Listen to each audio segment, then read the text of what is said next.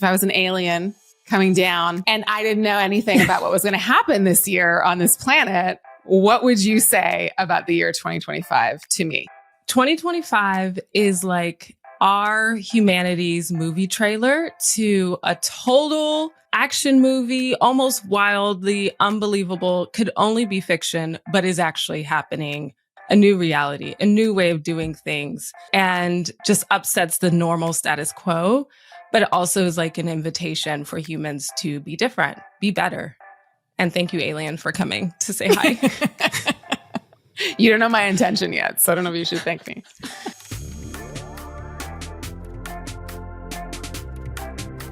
Hello and welcome. This is Down to Astro. I'm Chani Nicholas.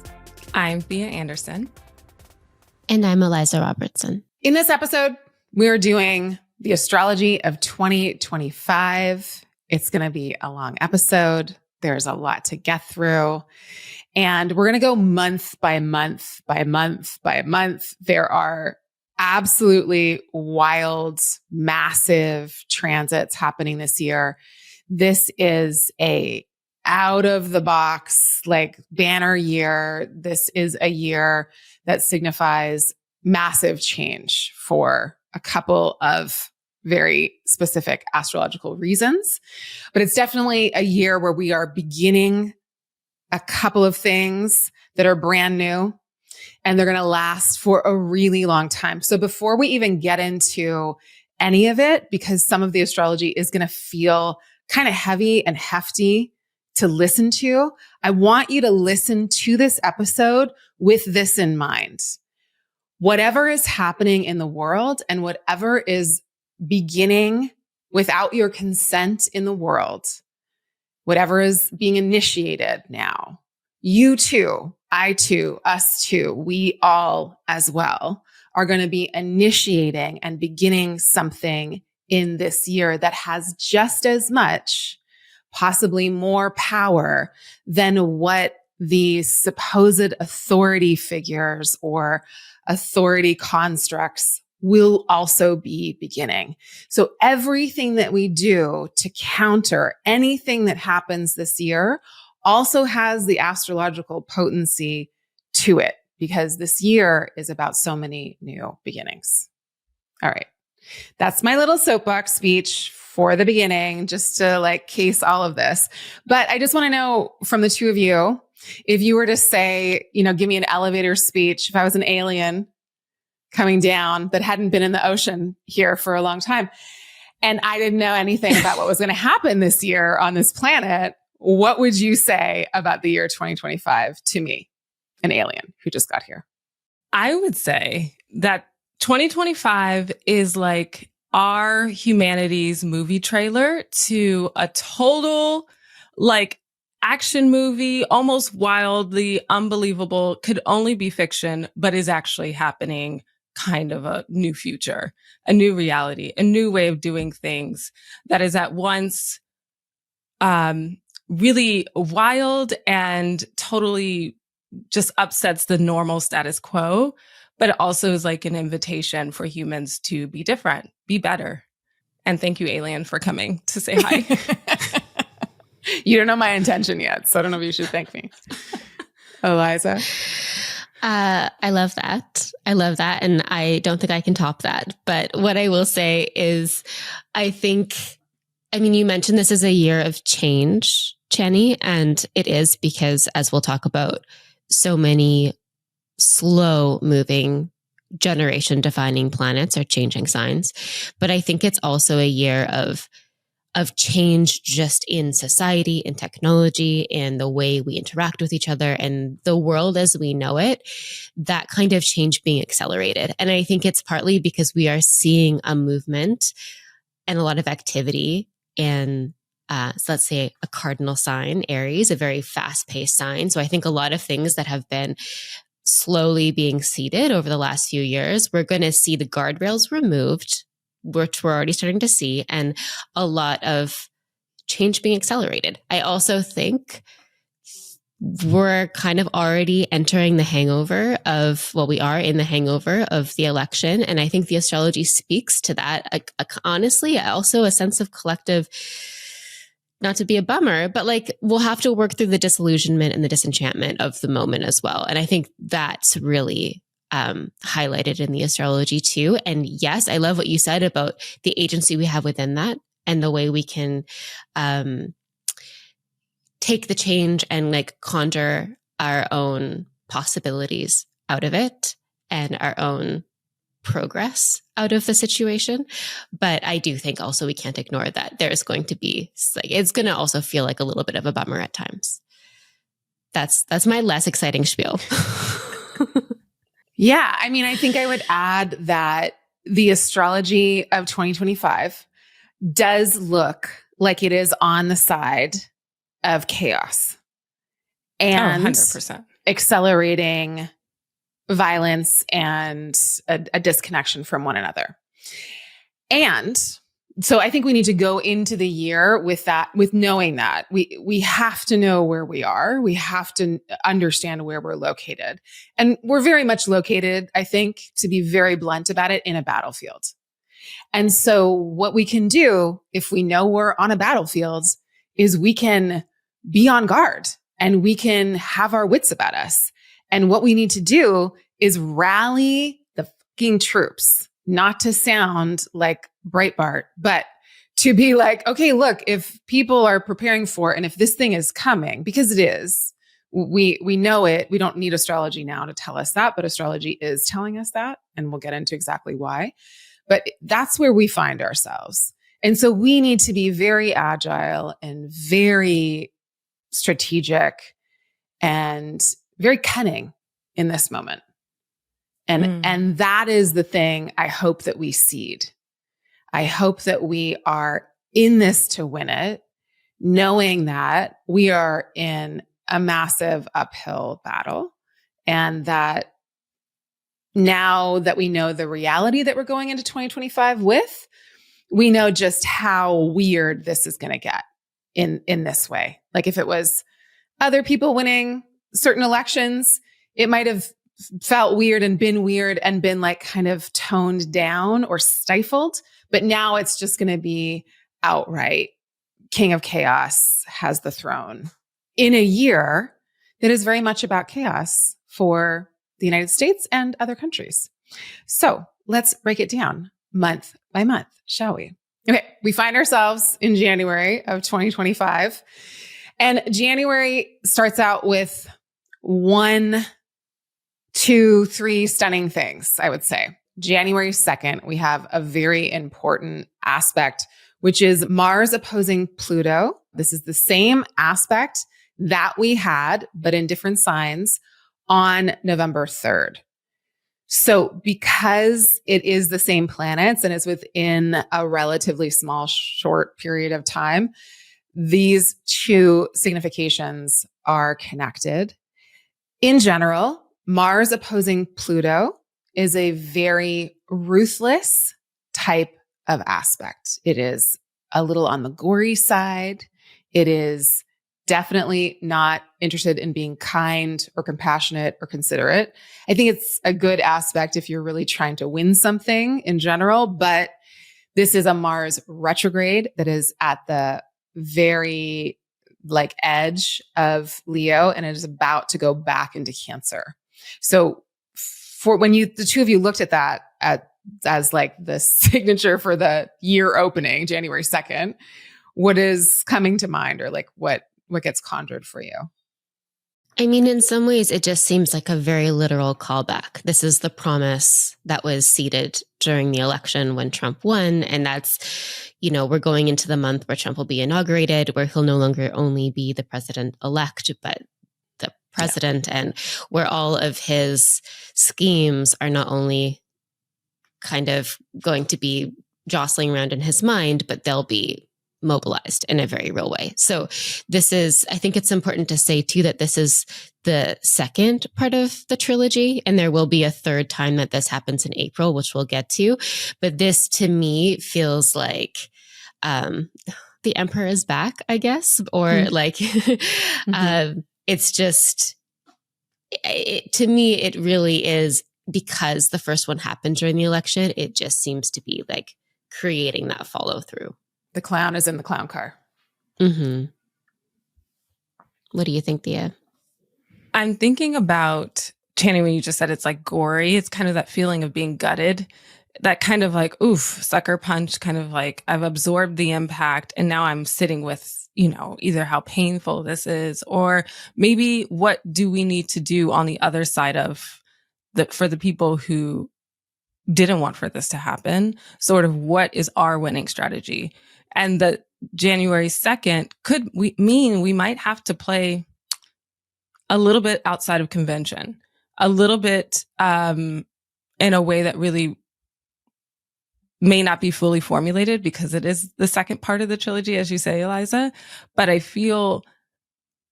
don't know, for some reason, I feel like it could be very intense, but also with some gains on the way that maybe come to fruition come April. I think I will be looking to like also what's happening in the world in terms of power grabs and situations that are unseemly and about taking control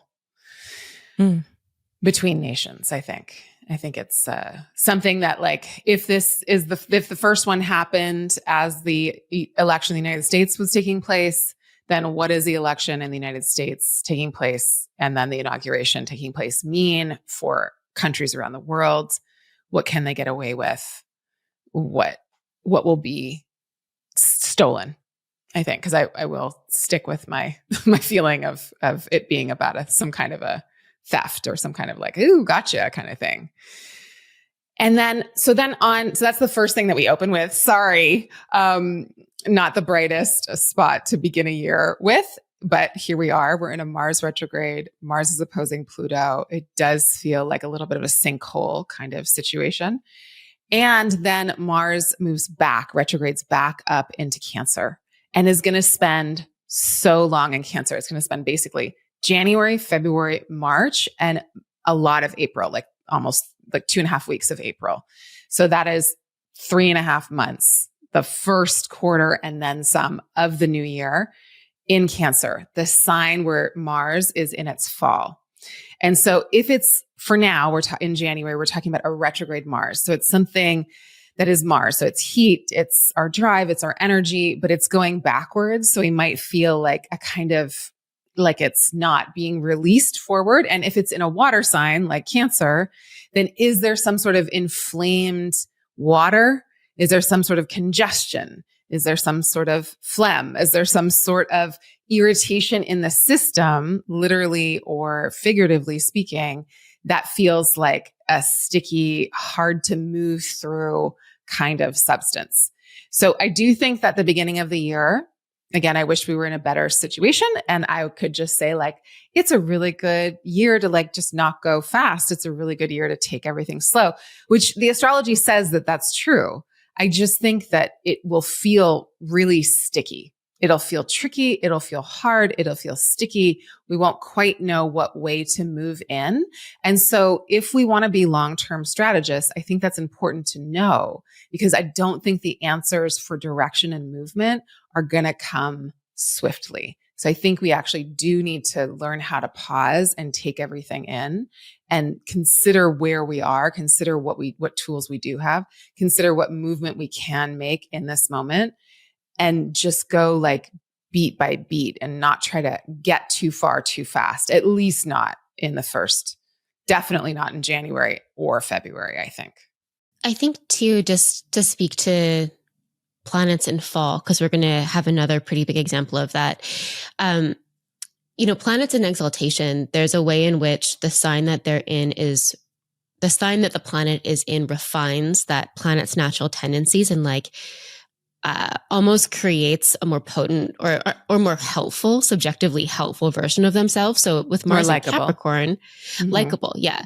With Mars and Capricorn, its impetuousness is tamed a little bit and it can apply its drive to the long haul, and it can, chip away, and it learns patience, which is not something that Mars knows naturally.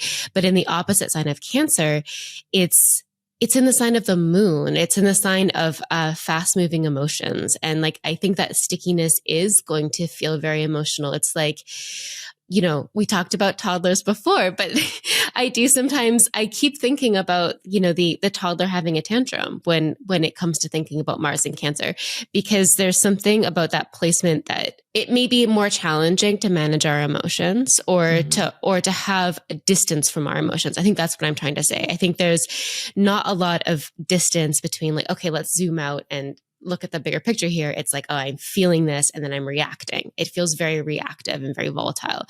And I think that will be playing a role at the beginning of the year as well. I also do think, though, I'm crossing my fingers to not forget this, and this will fold into another piece of astrology that we're going to talk about really soon, is that there's something really important with the Mars in Cancer, because it is ruled by the moon. Moon is about conception. Moon is about, mothering or child rearing or child birthing or reproductive systems and situations and rights, we could say as well. And so I do think that there's something being really aggravated in the moon's sign. And so that is going to be like, all the conversations we're having about Project 2025 and like, don't use a period tracker and don't let anybody know about your ovulation and don't, there's something here about like the moon rules sticky things. That's how conception happens. You want the egg to stick. You want the sperm and the egg to stick. You want the things to be sticky. That is what brings life. And so Mars is going through that, and Mars separates and inflames. And so there's something I think really key about reproduction and reproductive rights that's tied to this Mars retrograde through Cancer.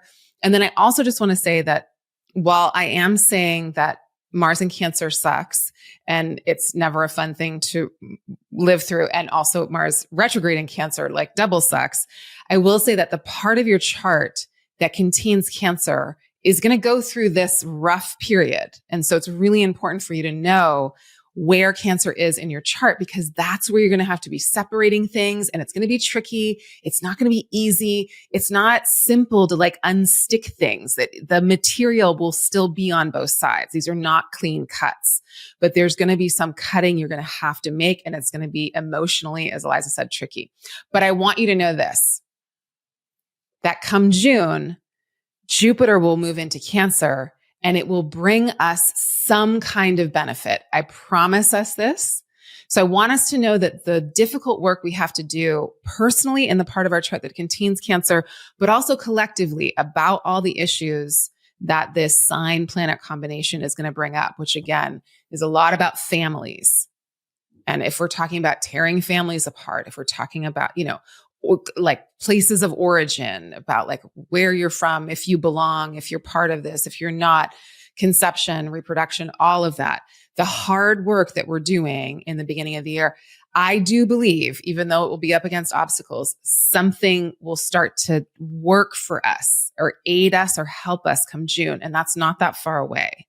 So I want to just keep that bright star, right? Like on our vision board, because the help is coming, but the beginning of the year is hard stuff to do with all of those issues. I'm not saying it'll go away when Jupiter enters Cancer, but there will be an aid that we'll have. It will help. Yeah. Mm-hmm. Should we talk about the nodes? Yeah, please go.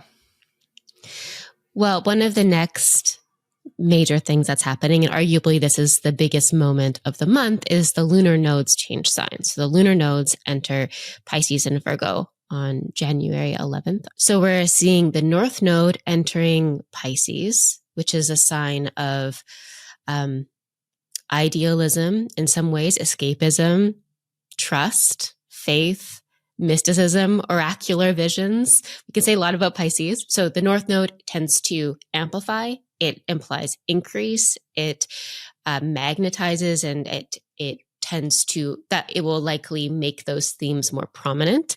And the South Node is the tail of the dragon that relates to decrease and release. And it could be a purification or a letting go of some kind. And so we're going to see the South Node moving through Virgo. And I think if viewed positively, maybe we can see there a release of perfectionism or a release of control, and just in our personal lives, leaning into trust and just leaning into faith and just like assuming the best of people. And more negatively, not everybody, but more negatively viewed, it can be a total complete abandonment of reason and a complete abandonment of judgment and discernment in favor of something glamorous, in favor of something shiny, in favor of some mythic narrative that someone else is spinning for, ill intent and just illusion and delusion. Yeah. So I think both are possible. Yeah. You know what I was thinking about with the nodes changing too is like this theme of like spiritual bypassing that gets you out of having to do that work.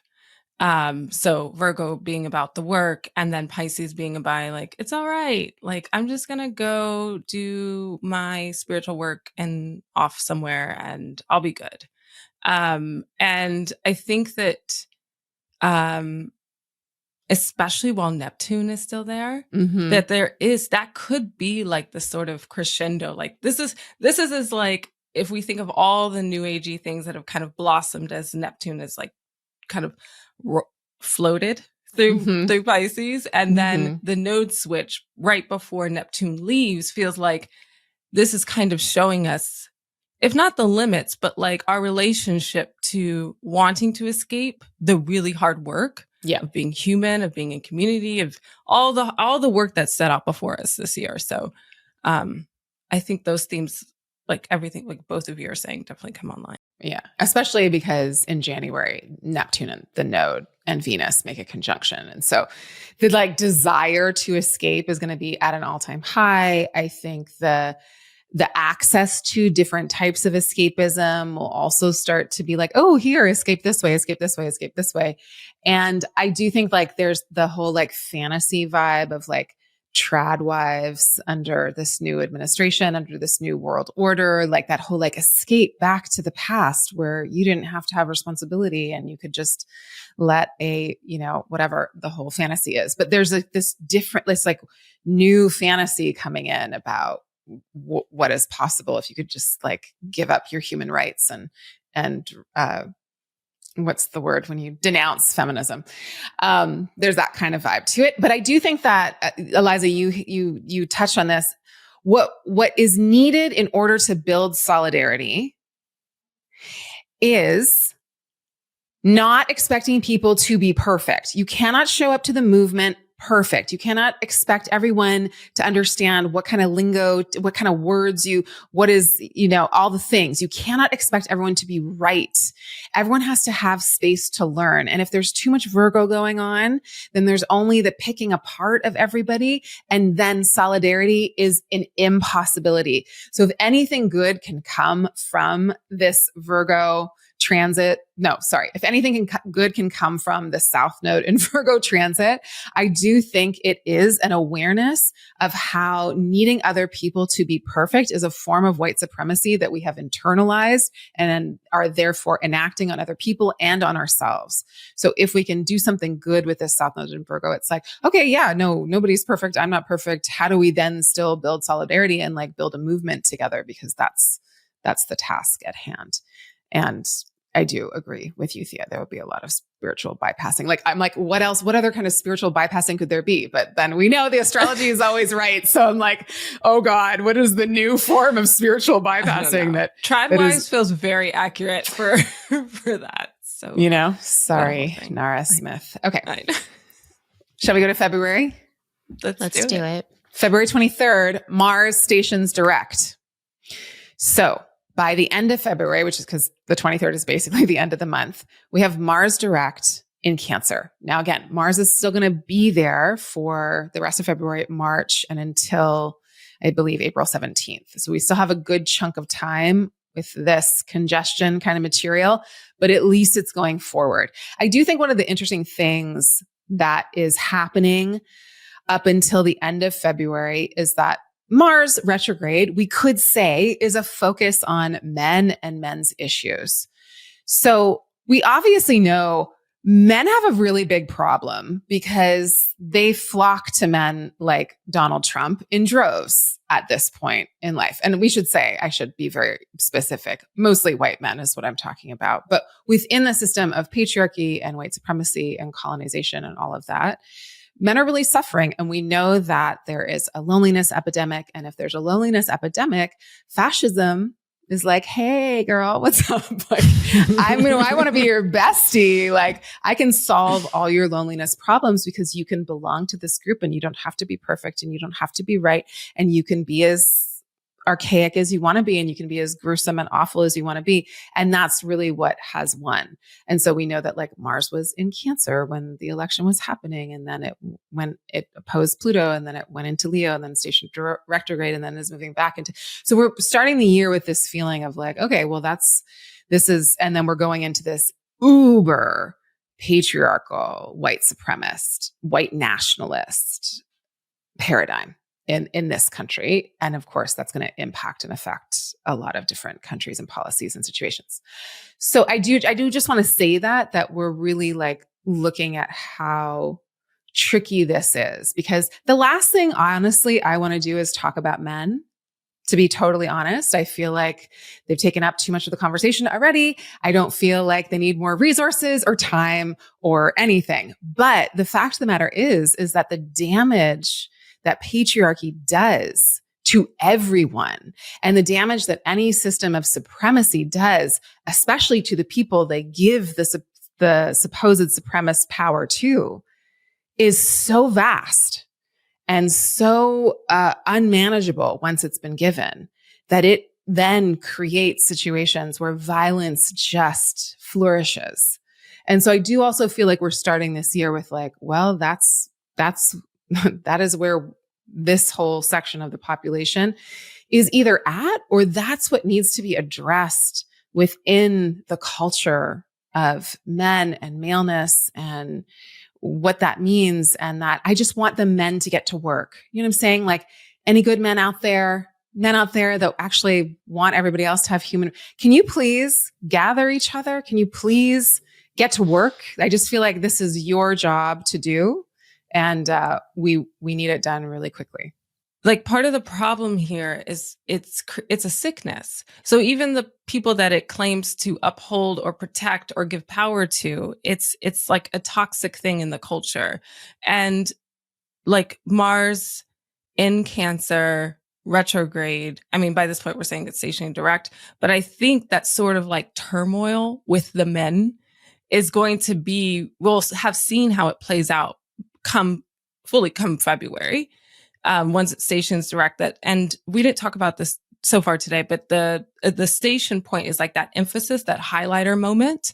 So even though Mars still has territory to cover in Cancer until April, it's like this moment, this February 23rd, feels very like important and kind of calling out all the kind of the sickness, what's wrong with the way that all these things that we're saying, like the men are not okay, the men need community, the men need love, the men need to cry. And all of that kind of Cancer. Yes, Mars and Cancer. It feels like we might be turning our attention to that moment. Like, what is the thing that is going to, what does it mean to gather yourselves, men? Speaking to you, what does it mean to gather yourselves and gather and protect or fight for, or use that sort of, all those Mars sort of significations, defend, advocate. That all feels like that's really like at a moment at the station direct. I always think of like it's like a pin or the tip of a sword, or it's like and it's like grinding into something as it stations. I was just going to say that every retrograde, I think, is a reason to go inward, and we'll probably be prompted to do that or forced to do that, even if we don't tend towards that kind of introspection anyway. And so with Mars, I do think there's an opportunity here to reflect on our own role within the system and reflect on our own role of where we are now and how we might course correct that. I mean, Mars, as we've noted, it takes its time to regain speed. It's going to stay in Cancer for a hot second. So, for a long second, for a few months. So I think we actually have time to consider, how we can course correct. And I mean that in terms of, like what you both are talking about in terms of, if the men are not okay, then I feel like what's needed here is a new story of what it means to be okay, instead of this calling back to a really outdated and really toxic version of masculinity where they're you know, a very heteronormative breadwinner and provider and protector of the family, which actually disempowers like every other part of that family and doesn't see entire versions of how family can exist. But that seems to be right now the movement. Like the people who are voting for Trump, I think many of them are won over by that conception of masculinity. And what's needed here is not a return to that old story, but actually an ingenuous, like reimagination of what that story can be for them. And so I don't think that will become easy in February yet. No. But I do think we have the time, with Mars still being very slow, to start working that out for ourselves, or for people to start working that out for themselves. Yeah. I just want to say very quickly, and then we'll move on, is that there's a little tiny 10-minute documentary called The Dads. It's on Netflix, and it is so the medicine needed. It is a gorgeous little tiny slice of life, and it's all dads of trans kids, and they all get together at this place to go fishing one weekend, and they just are sitting around talking about their feelings and how much they love their kids and how they want to protect their kids and how hard it is. And it's just like, we watched it and I was like, oh my God, you just don't see this kind of representation of men being able to feel and emote and want to parent and take care of and love. And obviously it's there. You know, when I say the men are not okay, obviously I'm not talking about each and every single person, but I'm saying under patriarchy, it cuts us off from our humanity, and we're within that system, within all the systems we live within, we're meant to dehumanize one another and dehumanize ourselves, because you can't dehumanize another person unless you dehumanize yourself. And so until we unlock ourselves from these systems each and every day in all of our relationships, we can't ever get our own humanity back. And so I just hope that there's something about the Mars retrograde that it feels so bad what's coming in, that it then kicks something else into gear that is the medicine to that, or is the counter to that. And then, of course, we swing into March, which March 1st gives us the opposite. It gives us a Venus retrograde. So Venus stations retrograde on March 1st. We go into a month of eclipses. Neptune changes signs. It's a massive month. It feels like up until we get to March, things are kind of slow and sluggish and hard and sticky and weird and like clunky emotionally. And then we get to March, and yes, we're in another massive retrograde.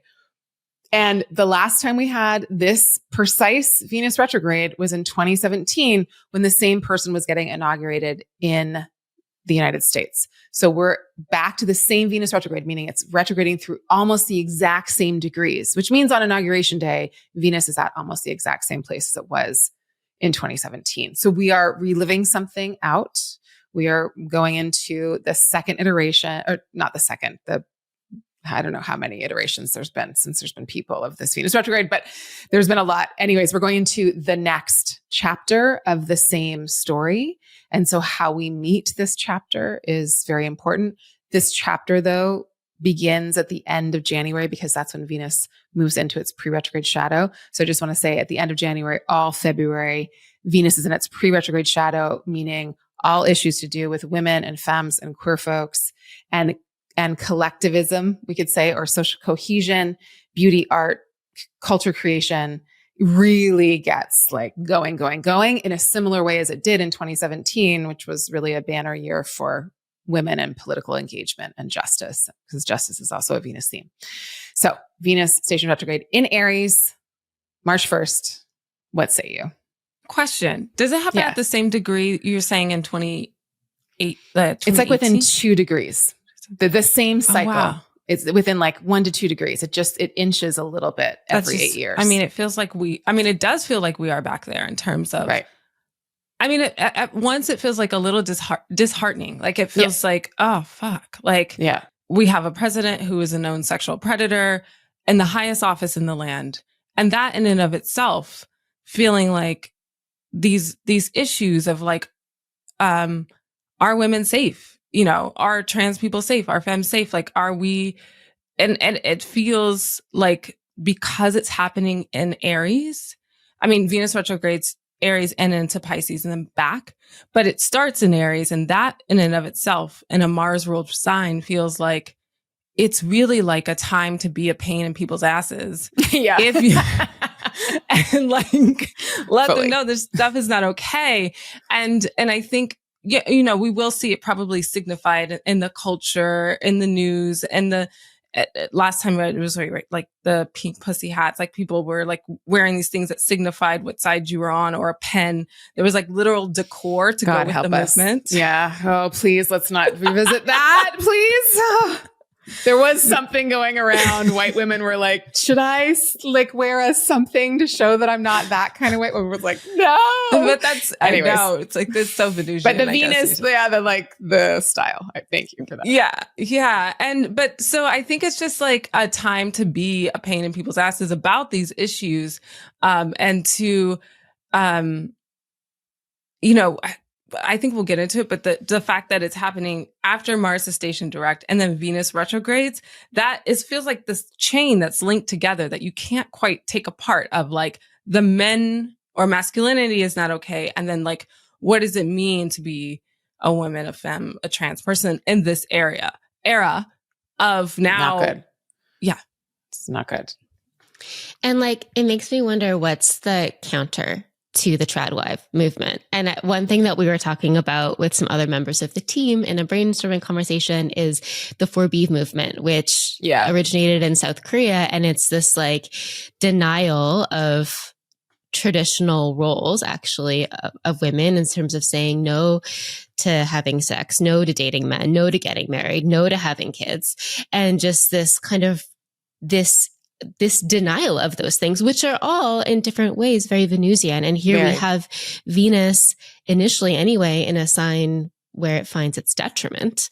And I find like planets in detriment, it's like they're just not even interested in playing by the normal rules that they play by. So Venus in Aries isn't interested in making nice. Venus in Aries isn't interested in looking cute. I mean, it might look cute in like a punk rock sort of distressed leather way, but it's not interested in being the nice girl.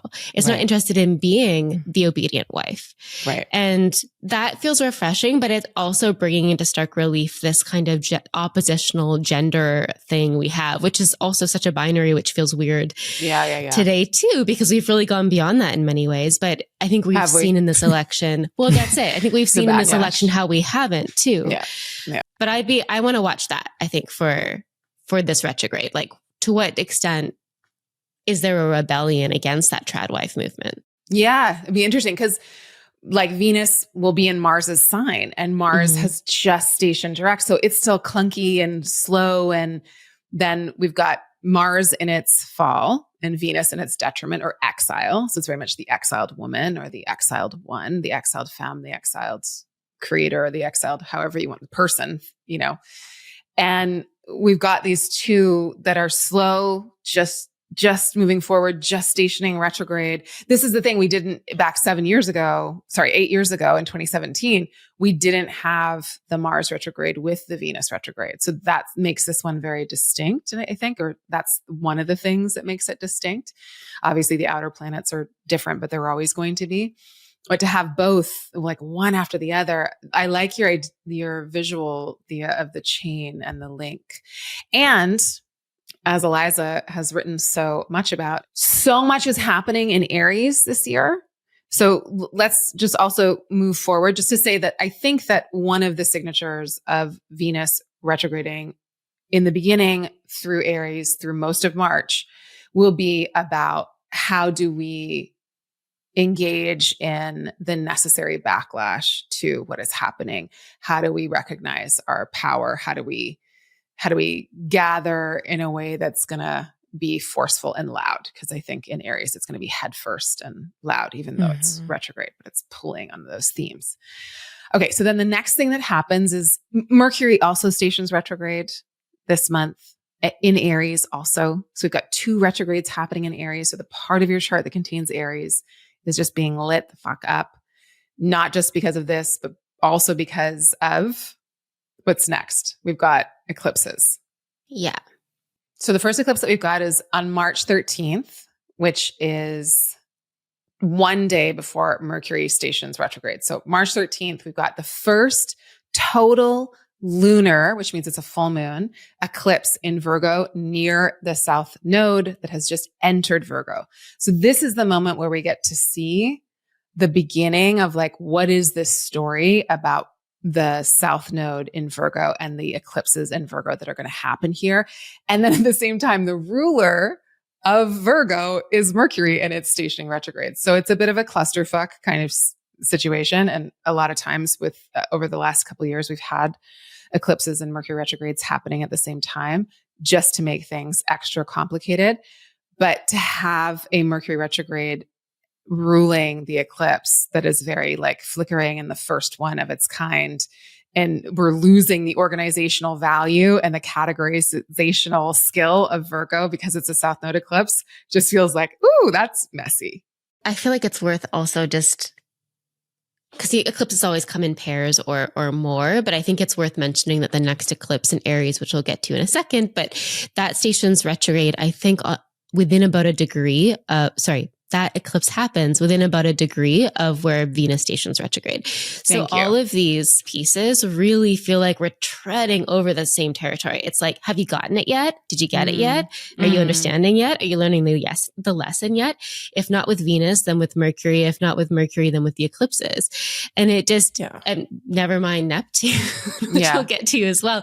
But there is so much in this area of the chart. So I think for people listening, you should really think about, where is Aries in your birth chart? What planets do you have there? Because there is something to be unlocked. There's something to be learned. There's something to be reckoned with in that area of the chart, which is going to, the effects of that reckoning will probably reverberate throughout the year. And I would think back to 2017. So we can think that it's, you know, when I say like when something happened in 2020, you're like, well, that was the pandemic. So you can remember what was happening. Obviously 2017, I think no matter what country you were in, you kind of remember like this point of the year. That's where I was when all this stuff was occurring. Because the like stuff about the women's movement happened and queer rights and trans rights was happening all over the world. And so thinking back to 2017 and understanding what part of your chart contains Aries and what that house means will give you a huge insight into what this part of the year means for you, but really what this entire 2025 means for you. Because if you understood one thing about your astrology for 2025, I would say understand where Aries is in your chart and understand what that house means, because so much is happening there that you will get a huge return for understanding this area of your chart, because it's hugely consequential what is occurring in this area, especially in this opening act of the year. It's messy. It's Virgo. Confusing. Virgo rising people. Listen, I will start a club and it'll be a safe place. But for the mutable placements, right? Like eclipse in Virgo near the South Node, a first one. I mean, yes, it's been already, the mutables have been like the 2024 has had all the kind of like the Saturn, the Jupiter, all this kind of stuff. But the eclipses shifting into mutable signs feels like just like very slippery, confusing. If you're going to try to make order out of the facts that you have, this moment in March feels like that's not possible. And like sometimes I feel like if Virgo wants a lesson out of a situation, or at least wants to, learn something from a situation, or have it, if it's not fitting together, maybe the lesson is that you can't force something. Maybe it's just to kind of like a little bit let go and surrender, which we would say for eclipses anyway. It's not a time to make things happen. Mercury is just going to be, confusing, crossing wires anyway.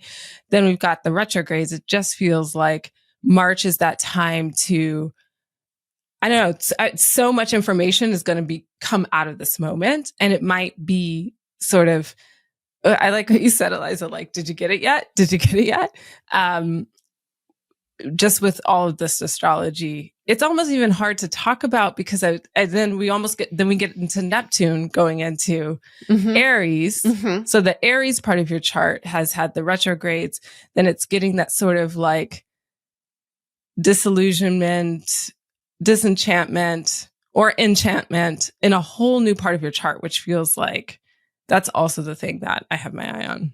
Yeah. I would say as one like antidote to the nodes entering the mutables, especially Virgo and Pisces, I think one of the offerings we could do is to be of service in some way. Yeah. You know, Oh, and yes. and just like whatever you can do to serve your fellow humans in whatever kind of, you know, humble, you don't need recognition for it way, the better. And I think if we all kind of upped our commitment to that kind of thing, like we would feel better. Like we're gonna like what you're saying, Thea. It's like this is saying you can't control it. So if you can't control it, you can be of service to it. You can kind of like how do I show up and just offer my best to this moment, and then I got to learn how to trust. The South Node is about offering in a way. It is about giving something away. So I think that's really apt for Venus for the South Node in Virgo, but also it just feels like an antidote to the spiritual bypassing that will be so tempting with the North Node in Pisces. And all the religious stuff, you know, that's going to be happening, right? Like we are going into Christian nationalism in this country. Again, I don't mean to speak for the world, but how religion is all of a sudden going to be tied to the school systems, to everything. And this is like a Jupiter ruled sign. So it is about education and religion and the truth. And it's, you know, with the North Node going into Pisces, it's like, well, my kid has to say what in their class? Like in the morning, like, you know, so I was watching that too, like the curriculum being like changed to include certain like passages from the Bible, the creation story. Like I was shocked and like chilled when I read that last week. So no, that's a good point. Yeah. It feels like a good segue to Neptune. Listen, but before we get to Neptune on March 29th, we have the very last eclipse that's happening in guess what sign? Aries. So that's happening on the 29th. It's the last in a series of eclipses. They've been devastating, all of them, because they're Aries eclipses. So they've been quite violent and quite vile in a lot of ways and quite just like harmful, or they felt like, oh, that absolutely hurts. I don't know how we're ever going to come back from this. I'm talking about on a kind of global scale, a global kind of level. But they're definitely about leadership, and they're about how we show up as an individual, and they're about our own kind of personal potency. But because it's the last one, it's tying up something that started in 2023. So we can also look to the part of your chart that contains Aries. You can think about what was happening in 2017. And then you can also think a shorter period of time, what has been getting amped up in this area of your life. What have you learned about your desire and your hunger in this area of your life in regards to the house in your chart that contains Aries? This is a wrapping up of something that started 2 years ago. And then the next day, Neptune, that takes 1 million years to move through a sign, changes signs. We haven't had a Neptune change sign since 2011. Yeah, that sounds right. Something like that. So that's like 14 years of Neptune in Pisces. And Neptune hasn't been in Aries for 150 years. So that's a long time, people. A long time, people. And that just coincides with a couple of like 2 Uranus and Gemini cycles too, right? Yeah, 1861. Yeah. Mm-hmm. Yep. So Neptune moves into Aries. Eliza, you said something so gorgeous, terrifying, but gorgeous in the year ahead doc that we're all sharing, which was a war of ideals. Mm. The last time Neptune was in Aries was 1861 to 1874, which coincided with the American Civil War, abolition of slavery, the Red Cross, great example of how to use this. Not that, I don't know, whatever. You can think whatever you want about the Red Cross, but why it was, it was specifically there to deliver humanitarian aid to people vulnerable from war and conflict. Aries is a sign that's connected to war and conflict. But wars of ideals will be more or less life affirming depending on whose ideals they are. This period also coincided with 1865, the founding of the Ku Klux Klan, for example. In terms of culture, crime and punishment, which has been recited ad nauseum since the election, and War and Peace. Also, everyone's like, read War and Peace, read Crime and Punishment. It's relevant now. Both published in this era, which I thought was just like, yeah, after the election, I was like, wow, those are some stunning examples. And I think just like the war of ideals is quite a stunning phrase also, like to be stunned by it going into this year. Yeah, I think we should unpack it. Like, so Neptune at face value, I mean, Neptune has a lot to do with one's ideals, and that can be beautiful. That can be deep, deep empathy, and it can be like a blurring between our differences, such that you feel deeply another person's pain and you're mobilized to counter it or to help in some way. It can also be, incredible delusion and disinformation and misinformation, and like believing of a narrative, say around supremacy or around, who has the right to what land, or like Neptunian ideals is also behind colonialism. This idea of like manifest destiny, that, these sort of, illusional, and delusional notions and fantasies that the world desires to be conquered in a sign like Aries, which has to do with, it's Mars ruled. It has to do with conflict. It has to do with combativeness and war, also entrepreneurialism and,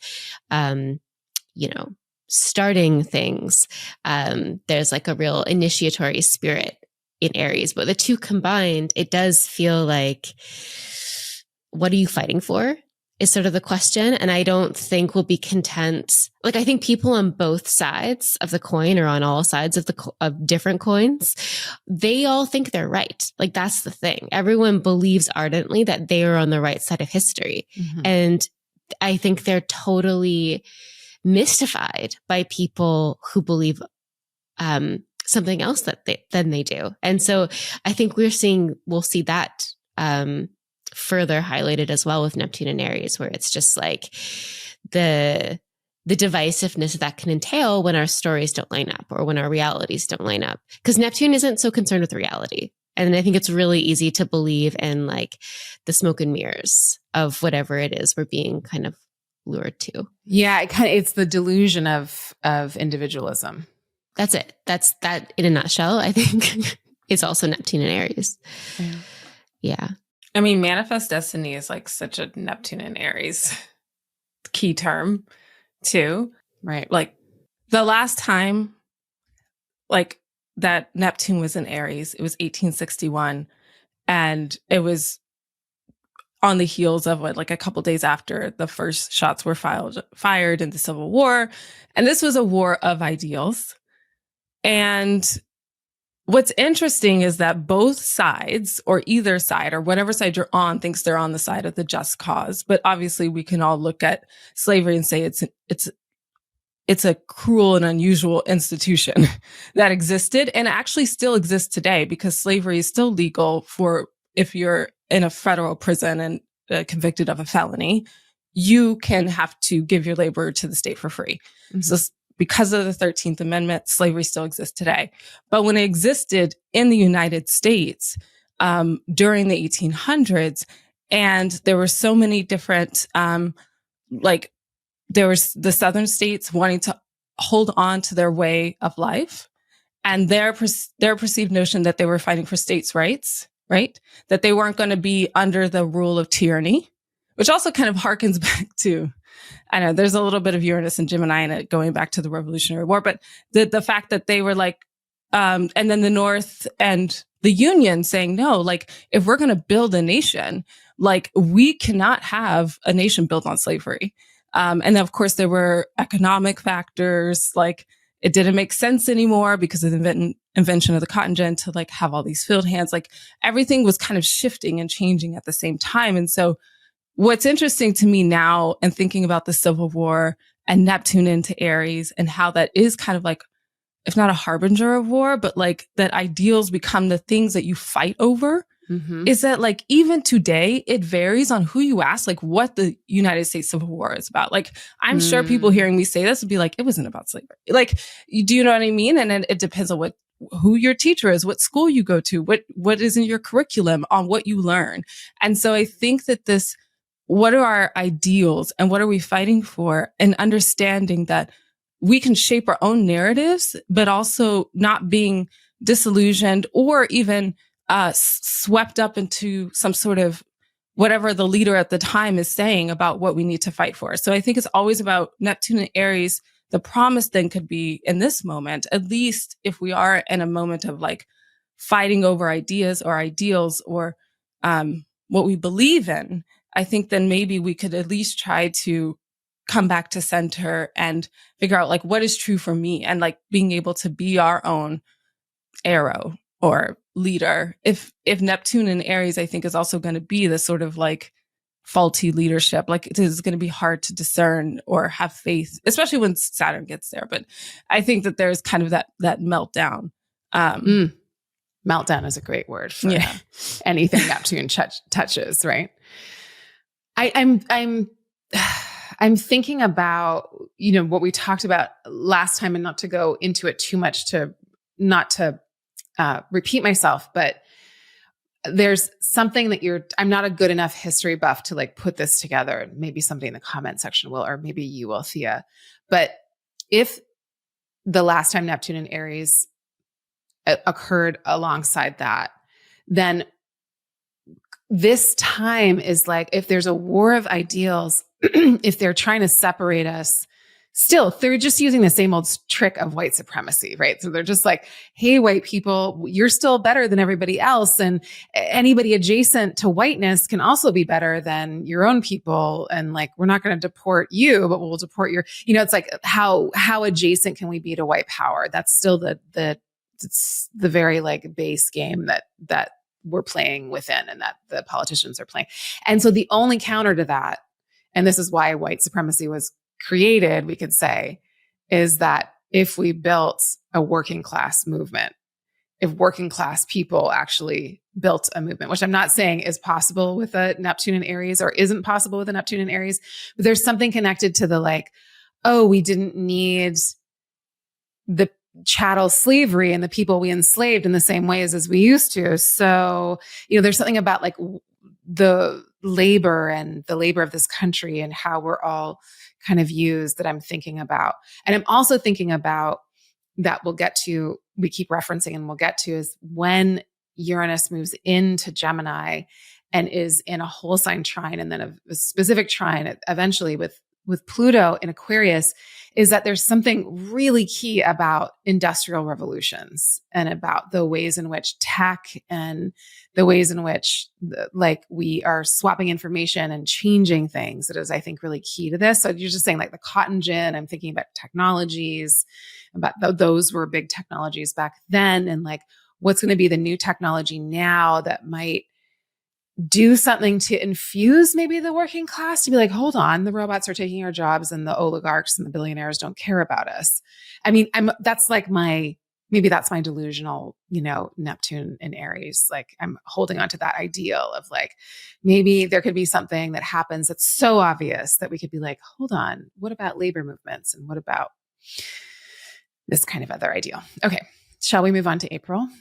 Or does Can I just say else? one thing? Please say all the things. It's just, I think what we're both speaking to as well, like it just makes me think of the meta narrative again. And this is why it's so disturbing thinking about the changes that the next president wants to make to say the curriculum and to education, is these stories are going to be told differently. The story of why we had the Civil War will be told differently. The story of who wins certain battles or why or what is justice will be told differently. And suddenly we're having entire generations of people who are being misinformed. And I think that is Neptune at its most insidious, is we're all fed these stories. I mean, we still are, under the last several administrations we have had. And for me growing up in Canada, like I never learned about residential schools, for example. I didn't learn that there were cemeteries, like hidden cemeteries of dead Indigenous children who were stolen from their parents. I didn't learn that until a few years ago. But, and I just think so much power, it is a cliche, but it's true. So much power is held by the victors and then how they spin the narratives of what happened. Mm-hmm. And that also feels very Neptunian to me. And it's like, the victor gets to rewrite that narrative and gets to rewrite that curriculum. And then suddenly that changes the way we all, or at least many people, like think about reality and think about history for generations. And that's an incredible amount of power. And that's frankly very terrifying. Yes. That's why you have to run for your local school board and volunteer at the library or I don't know what, but like, how do we give to educational institutions in any way, shape, or form that are going to be able to salvage some of it before the Library of Alexandria burns down and like all of our human history it has to be like, and then everything now is like online and that can be swiped out right away. It's like these things that are like, how are we recording what is real and how tenuous is that? Yeah. Okay. So that's the first eclipse season of the year. So March is just a wild month. This is the month where things change. This is the month where things take shape. This is the month that will probably, I think, galvanize some kind of protest, some kind of situation with the Venus retrograde. In April, we move into Venus stationing direct. Now, Venus will have backed all the way up into Pisces, which is a very different situation. It'll go from being in exile to being upheld in its place of exaltation. And so it's going to have, again, it's the same Venus retrograde as 2017, which is exactly what it did. So on one hand, in April, because it's complicated, it does seem like there's something a little bit more maybe triumphant or maybe a little bit too relaxed or maybe a little bit too like, this is easy about the Venus stationing direct. Like it definitely starts with a lot more in your faceness, but it also does station direct near Saturn. And that is either a bummer of a situation, a limit. It definitely spells out like, well, this is the limit that we have to work within, or this is how our thing gets curtailed or stopped, or this is the reality or the boundary. But also Venus is exalted. So she ultimately wins, or the Venus principle ultimately is protected, or, under the, like, what is it called? The umbrella, and chariot. In the chariot situation. Yeah, and chariot. Yeah. So, but it looks hefty. It looks like a hefty reality check for Venus issues. And Venus stations direct on April 12th. Thank you. April 12th. And also April 7th, Mercury stations direct. So April 7th to April 12th, we've got Mercury stationing direct and then Venus stationing direct. So it's clunky and starts to pick up after that. I think this is just going to be a real reckoning with reality. And it's like, if we didn't get the message in March, if that like triple or quadruple message is still sinking in, which it might be, we're again going to be faced with reality because Saturn is reality. And Saturn will get to this, but Saturn will also touch the North Node this month. So this is also like peak Saturn, amplified Saturn, consequences being very, very loud. But what it makes me think too, just in our own lives, because ultimately Venus is a personal planet. It's hugging the sun. And I think we're going to experience this retrograde and what follows very much in our own lives. Whereas the movements of Neptune, we can still definitely experience them in our own lives, but I think they'll be very apparent on the global stage. But when it comes to Venus movements, it's very personal. And I do think I have a Saturn ruled Venus, so maybe I am biased, but I do think that there's something about this conjunction with Saturn that feels constructive, literally constructive. It's like the labor of love, or, being able to commit in a serious and, future-minded way. It speaks to longevity of relationships potentially, and just saying yes wholeheartedly. So I think there's a way, I think that I think it can be a risk to think that Venus, or to abide by the Venus principles that are solely like short-term pleasure and thrills. Like they're, long-term relationships take work. They're hard. They can be really ugly sometimes and challenging and humbling. And I think that this conjunction, it speaks to that, and it may not feel like the sweetest ride ever. It's not a joy ride per se, but I think it could still be constructive, and I think it could still help us integrate and work with whatever came up during the retrograde. Mm-hmm. I mean, this moment feels very like the dust has settled from the eclipses. Venus is like at that pivot point, okay, direct, and in the sign that Venus exalts in. And then it's like, okay, but if you want to make this a reality, then here's what's required. So it could feel, I like this idea of Venus winning, or like at least being like through the dirtiest part, or the muck, and kind of being like, what does it look like to face either consequences or, this might be harder than we thought, but I still feel like I can do it. And it might be sweet along the way. And like, yeah, relationships are a great container for that. And then I think on like a collective level, it could be that the themes that got unearthed and brought to the surface and fought over in like public discourse, now that there's some sort of symbolic, maybe hope with Venus stationing direct in Pisces, and hope that has to be like sort of transferred to real world steps that may not feel as cute and sexy as we want them to be. Right. My fear is that it spells out some kind of concentrated or concrete limit for women and trans folks and queer folks. That's one of my fears, just given the circumstance that we're in. My hope is that by this point in April, we're dedicated to whatever the fight is, and that there is a absolute commitment to something much bigger and broader, because happening in Pisces, it does want to be really big and broad. Aries is, it's a sign that's confined kind of to the individual. Like Pisces is a sign that's really committed to the whole, or to considerate of the whole. So I'm hoping that it is something that is like going through a trial of an ordeal of sorts after Venus has gone into the underworld.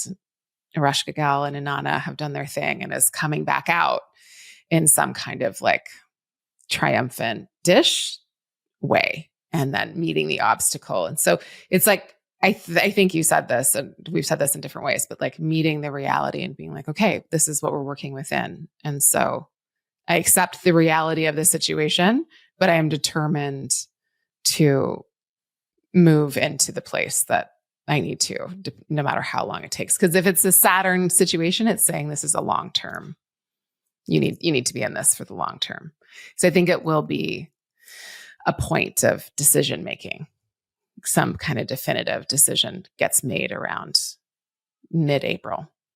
And I think then, sorry, go ahead. Oh, I was going to do a similar segue where I was just going to say that I think you're right to also say it could highlight a fight of some kind, or the fight of some kind, because we're getting to the third and final Mars-Pluto opposition. Is that where you were going? Yeah. Then April 17th, Mars moves into Leo. So it's finally out of Cancer. It's much better in Leo because it can like do its thing and get fired up. And maybe it's more obnoxious in Leo perhaps, but it probably operates better than it does in Cancer. And then it goes head first into the third and final opposition with Pluto that started again on November 3rd. So it took us this long to wrap up the story, November to the end of April.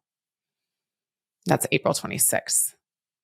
So it does feel like some sort of fight or some kind of confrontation or some kind of finality. A tussle with power in some ways, but it feels like the final act of that fight, which we're in the middle of still right now. And honestly, I find it hard to envision what that final act could be because we haven't seen the second act yet. And I think that the first few months of the year are so formative with all of these major changes we've already touched on that it's a little hard to project we're recording this in December of 2024. So it's a little hard to project that far into the future.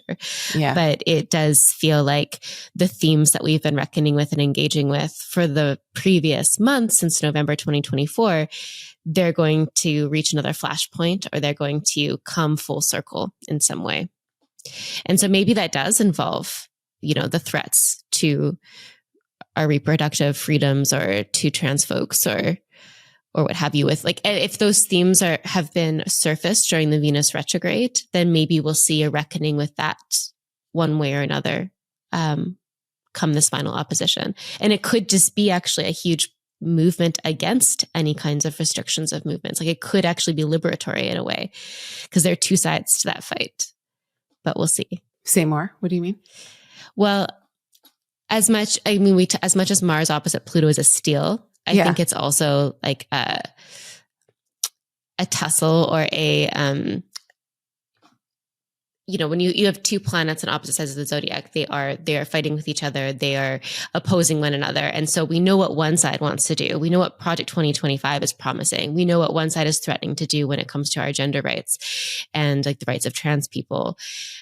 But there is going to be an equal and opposing force as well. And so maybe by April, we'll feel a little less exhausted. We'll feel a little more able to mobilize, or more willing to kind of to gather together again. Because what I'm hearing right now is a lot of resignation, and we've already done this battle. What's the point? But maybe come April, that fire will be relit. Who knows? I like a Mars and Leo opposing Pluto and Aquarius for reclaiming your agency and just being like, fuck it. This is my life. I still have to live it. I'm going to do it on my terms. Even if they've, the facial recognition software is everywhere and I'm being tracked and all these conversations are not private anymore. What do I own? I don't know. This is phone spyware, etc. Everything. They're all listening. Yeah. Hello. They're all listening. Speaking of, okay. So then we move into May, and the biggest thing in May is that at the very end of May, on May 24th, Saturn enters Aries. And this is huge because Neptune is there. So for May, June, July, and August, Saturn and Neptune are together. Then Saturn moves back out, and then a little while later, Neptune moves back out. They both move back into Pisces. But for these couple of months, June, July, and August, we have the first intro into Saturn and Neptune in Aries. Now, the two of them together, and they've been traveling together through Pisces for the last couple of years, so it's not new, but it's new for them to be together in Aries. And the problem, or the specific situation, is that Saturn is in its fall in Aries, just like Mars is in its fall in Cancer. So if Saturn things are structure and institutions and old guard and traditional ways of doing things and rules of engagement and order and the kind of paradigm that we're working within, if that's what Saturn is, and those things have fallen, then perhaps we are in a situation where institutions and the like are attacked. And that, not that they're all good, but that they do have a very important position in a democracy, and that any kind of fascism wants to take down institutions first and foremost. And so not only do we have the planet of structures and, I would say, institutions in the sign of its fall, where it's, and in a sign where it's impatient and it is furious and it's angry and it doesn't have the things that it needs and it's not respected anymore. But we also have that planet with the planet of disintegration and flooding and crashing into and, taking away slowly in the same sign.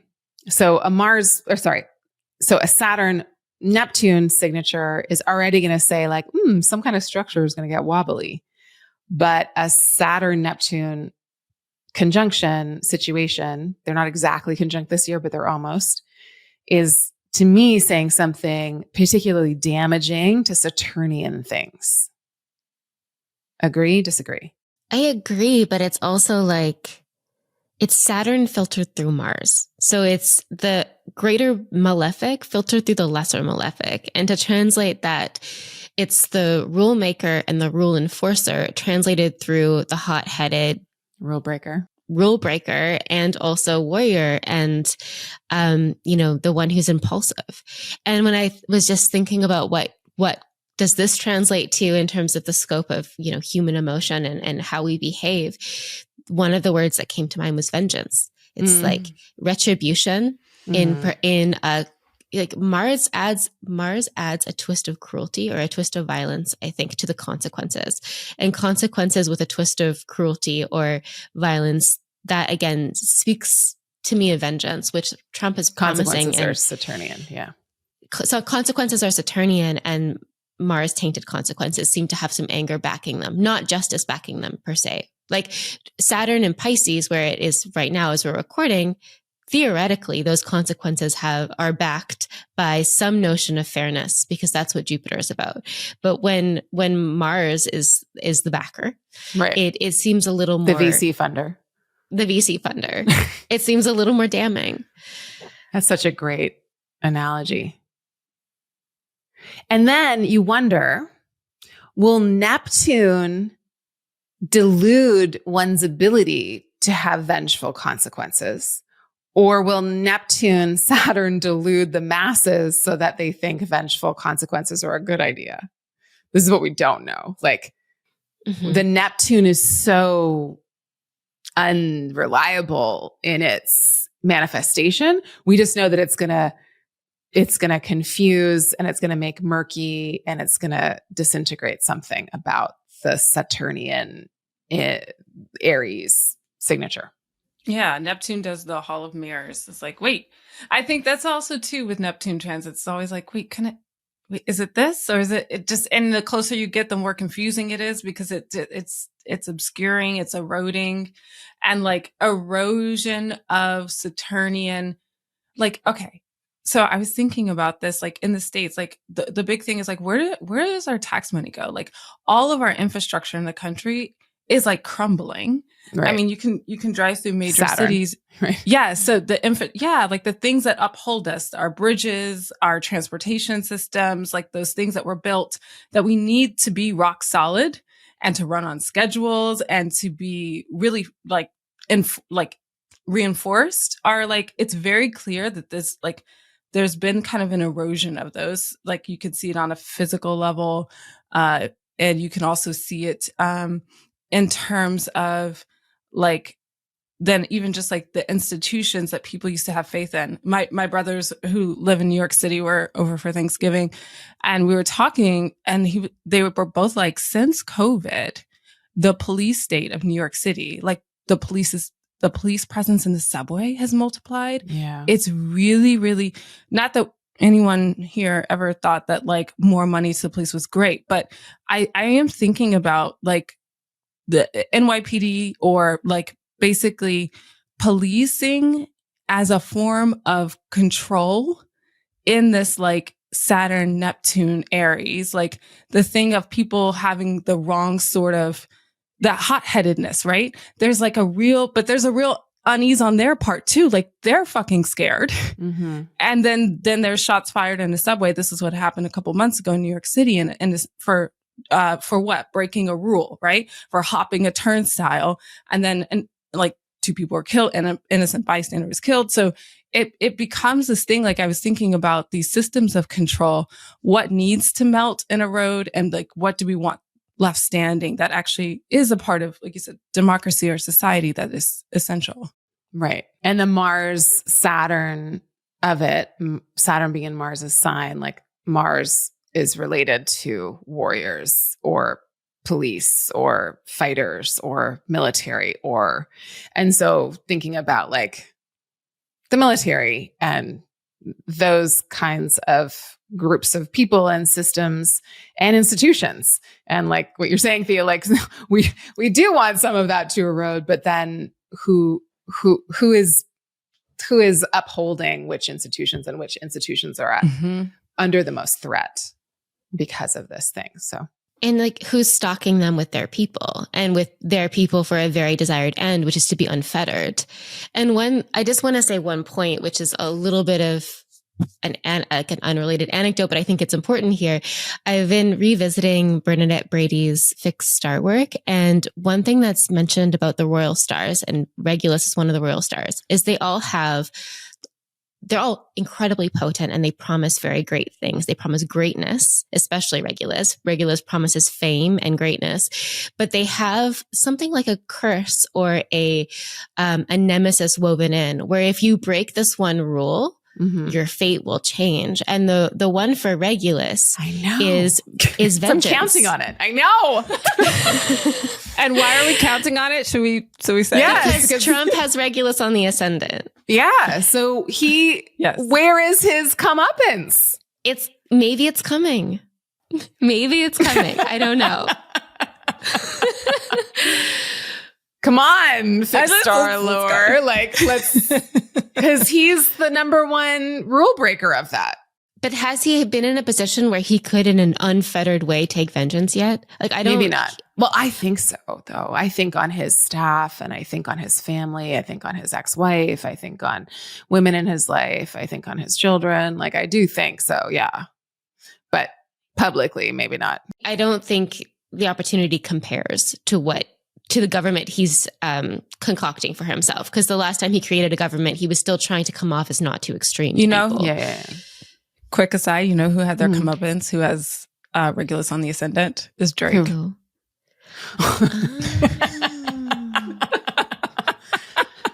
Okay. I would rather, that was the great. And also I would rather, that's interesting though. We should do anyways. Okay. So now we get to the bright spot of the year, June. We're hanging everything on June. In June, Jupiter, the greater benefic, the one who is able to bring about some kind of openness, some kind of wisdom, some kind of reintroduction to faith or possibility or opportunity, and maybe even abundance, moves into its place of exaltation. This is, thank God, someone is on our side kind of astrology. And we can't hang everything off of this, but it is an exceptionally good little piece of Astro to have. And I just want to say that we're moving off of Jupiter in its exile or in its detriment, which I don't know about you, but has caused me and a lot of people I know deep crisis of faith in what we believe in, which Jupiter has a lot to do with faith and what we believe in. So it's going from a place of deep struggle and too many podcast hosts having too much power, as Thea pointed out, into a place of exaltation where it's beloved and it can do its job and it is much better situated to help us to bring forth some kind of goodness. It's nurturing. Thank you, Eliza. It's not only concerned with growth for growth's sake or for, how many likes or how many listens in terms of Jupiter and Gemini, but it's really able to deliver its abundance to our systems in a way that's nourishing, in a way that's fueling, in a way that's based in care. I think Jupiter in Cancer seeds its good work in care. And that I think we will very much need come June. Yeah.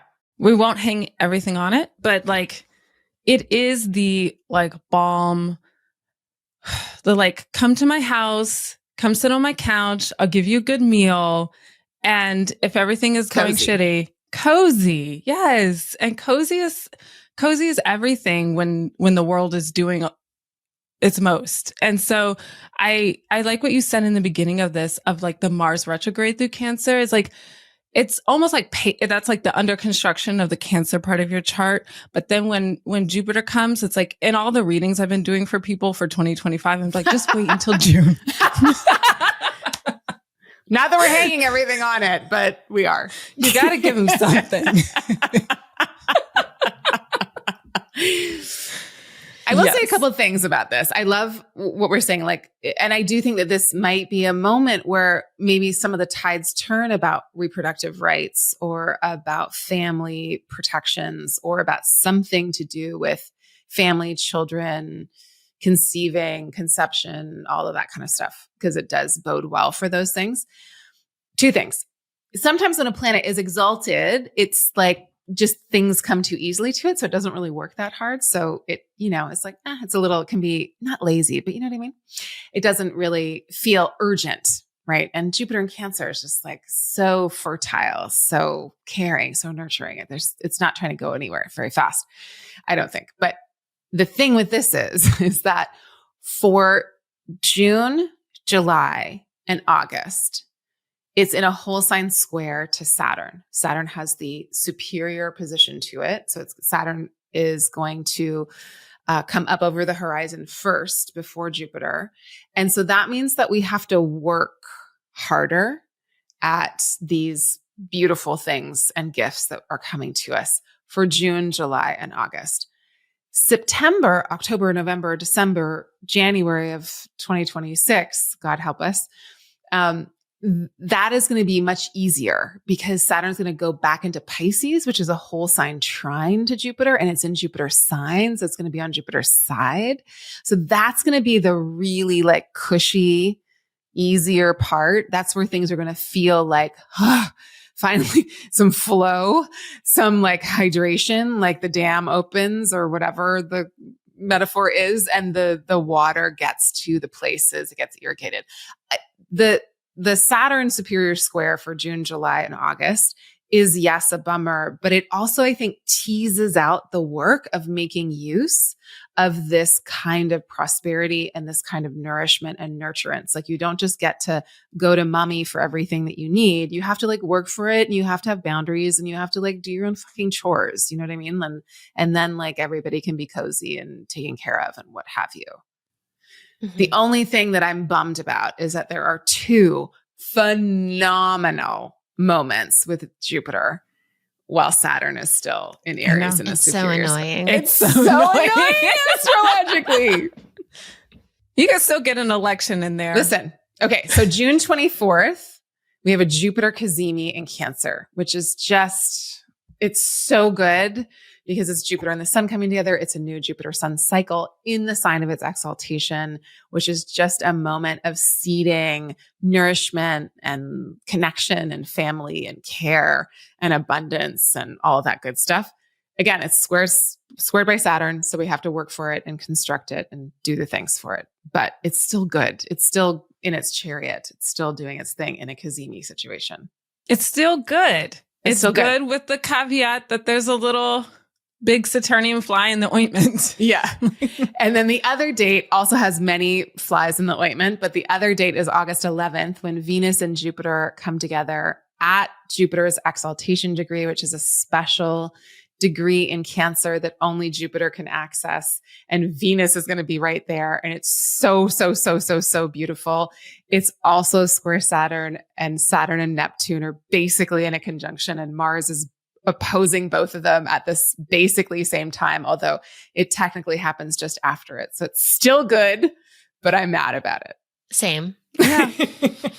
Do you sometimes when I take the planets in the chart and just go, no, just be here. Just ever so slightly. Move over. Yes. But again, a Mars opposing Saturn, Neptune is going to make us work for something. So it's going to be tough, and then it's going to be good. But I do think that those dates are still something that we can look forward to or work with. I think it might speak to an inherent tension as well, because we've talked about Saturn and Neptune, frankly, in Aries as being it might be idealizing individualism and the myth of being self-made, for example, or the myth of doing it on your own, or the myth of really only caring for your own achievements and your own success in the world.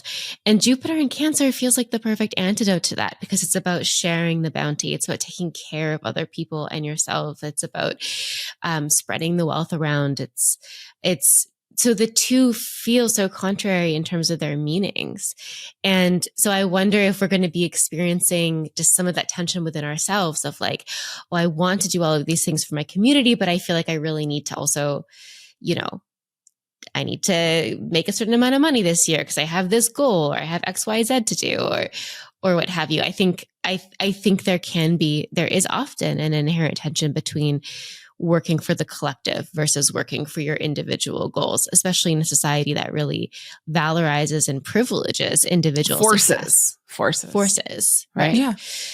Right. So I feel like that the tension between those two things will be prominent in the summer, but ultimately Jupiter in Cancer also feels like an antidote to all of that. It does feel like this isn't a binary choice. You don't have to sacrifice yourself for the collective. You don't have to sacrifice the collective for yourself either. Like there's maybe a sweet spot.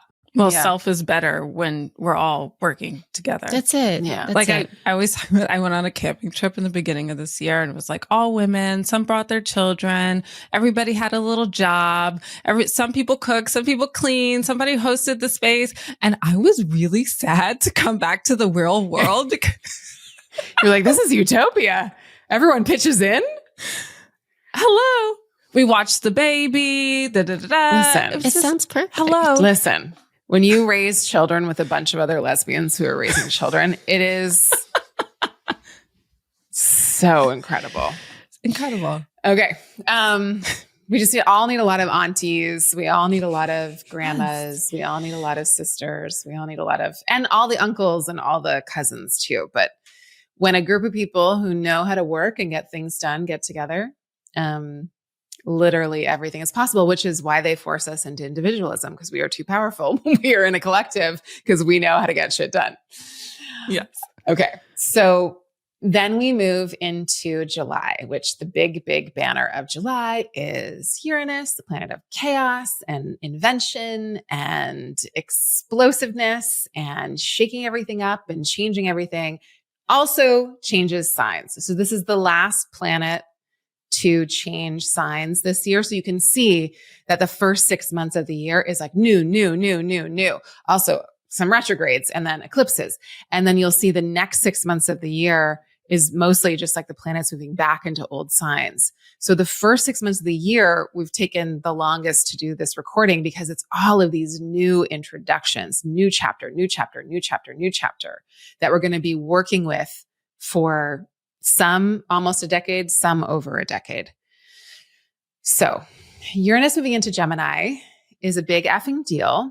The United States in its conception chart, in its birth chart, has Uranus at 7 degrees of Gemini. So it won't have its exact Uranus return, but this is the beginning of its Uranus return, which also just so happens to coincide with major moments of upheaval in this country. All of that. Yes. Major upheaval overlaps, I'll say, with U.S. entry into war. So the Civil War, like we were talking about, also World War II.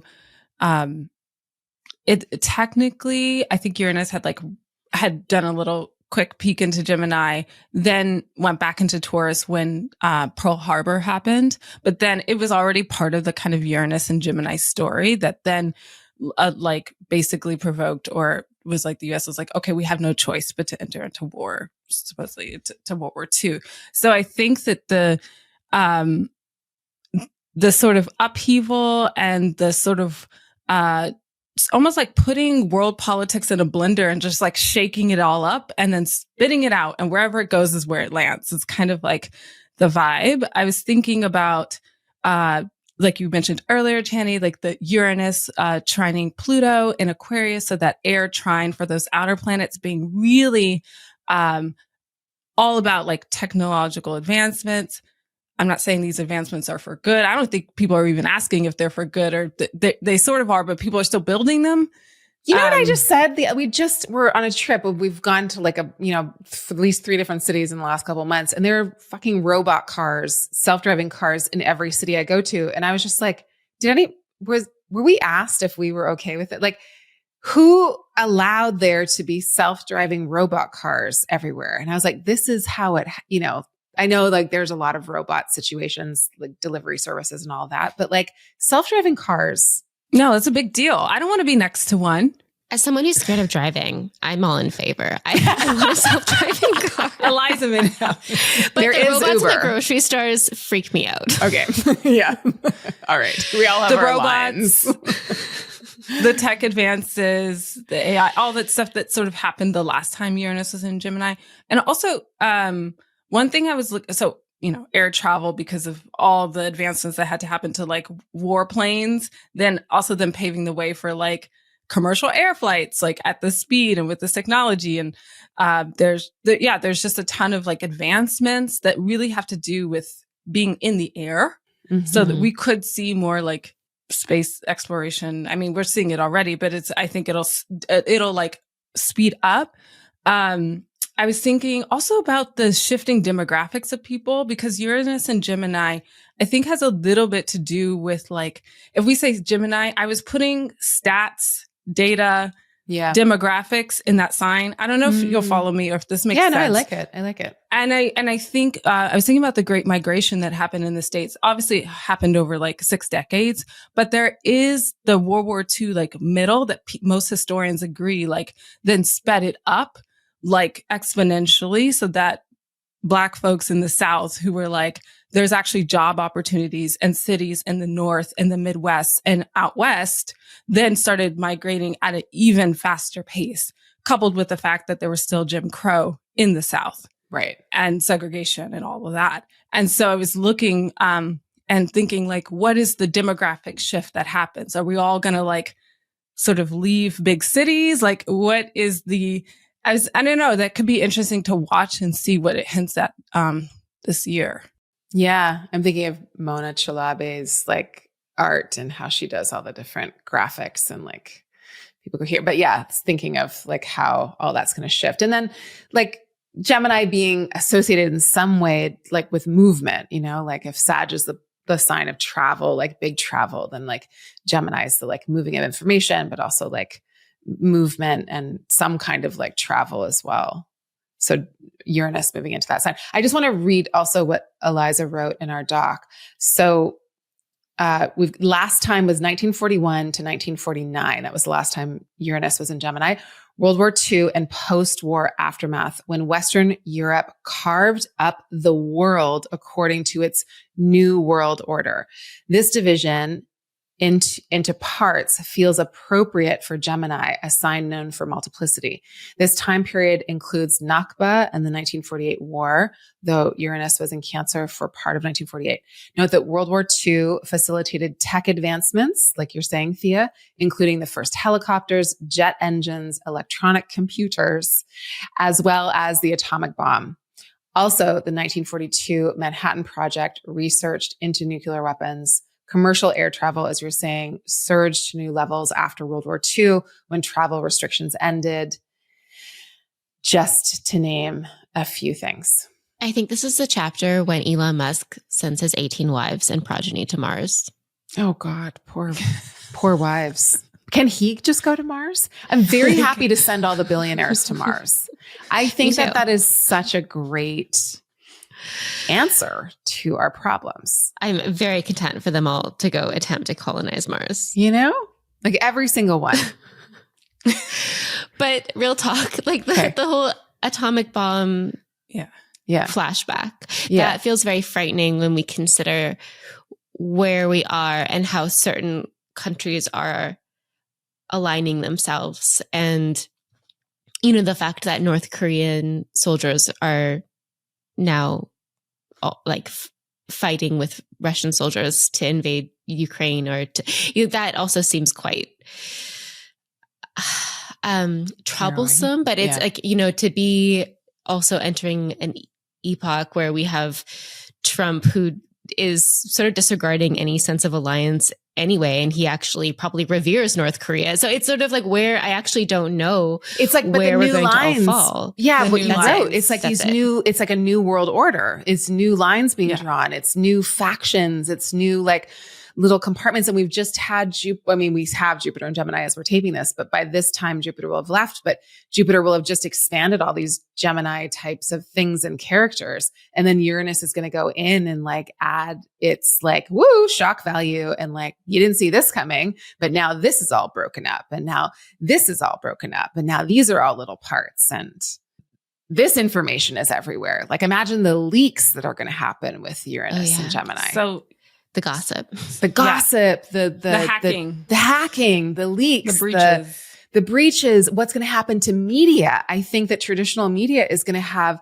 the hardest time with this transit. I think we're going to start to see the end of traditional media outlets as we've known them. And of course, they've already gone through a lot of different changes. And, you know, as Thea, as you pointed out, the election cycle really showcased how important these independent podcasts are and how traditional media is like really suffering. But I think Uranus and Gemini is just going to be like a full cutting of whatever anybody was taking for granted in terms of that, which, you know, that's another institution, right? So like that institution has already was gutted a long time ago, but it's like, what will we lose without some traditional media outlets, and what could we gain? But who's going to have the hold on the truth? The truth. This is what I was talking about. Propaganda. Like, Gemini is so propaganda. Yeah, I was thinking a lot about like, what is the truth, and like, what are we being told, and like, who's telling it? As being a big theme for especially this part of the year by the time Uranus comes into. And Gemini's so newspapers, right? Like if Sag is like the big thesis, Gemini is like, ooh, today's top storyline is headlines. Blah, blah, blah, blah. It's Yeah, headlines. headlines.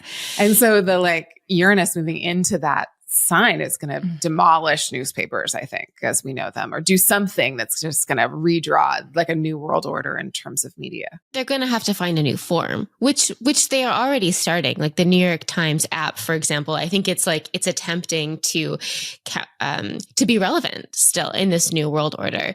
But like with Uranus and Gemini, I mean, honestly, I think it's a brilliant signature. I think that like if someone were born with that signature, the people born,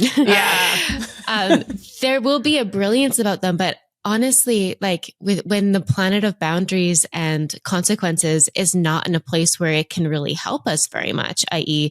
Saturn is in its fall in Aries, I do feel like it's sheer brilliance with the guardrails taken off and without much heed for the consequences. And so I think a brilliant dictator or a brilliant liar or brilliant or you know, a discovery that might, according to some narratives, end a war, but also destroys, you know, however many hundreds or thousands of people or hundreds of thousands of people looking forward. Like, I think it's like, oh, we invented this thing and then, oh, that's the end of humanity. Or like, it just seems like the consequences. like the bomb. We're going to Mars. Like, that's what I'm talking about. Yeah. That's what I'm talking about. And then even so bomb in World War II, and even like the way that fighting changed and the Civil War, like it suddenly became, I mean, that was bloody. You had amputees, you had people like dying at such levels that like, I think that, like, I just think that, it is the brilliance, but like, is it more like, where does morality get in? Where does care get in? Where does, it's and Jupiter and Cancer can't see Uranus and Gemini. So in this weird, like Saturn and Neptune, while they're in Aries, sextile the Uranus. So they're like friends, but are they friends for chaotic friends, chaotic good, chaotic evil? Yeah. Whose team for who? And the sextile does perfect, right? In August. Yes, it does. One of them does. Yes. Saturn, Uranus, August 11th.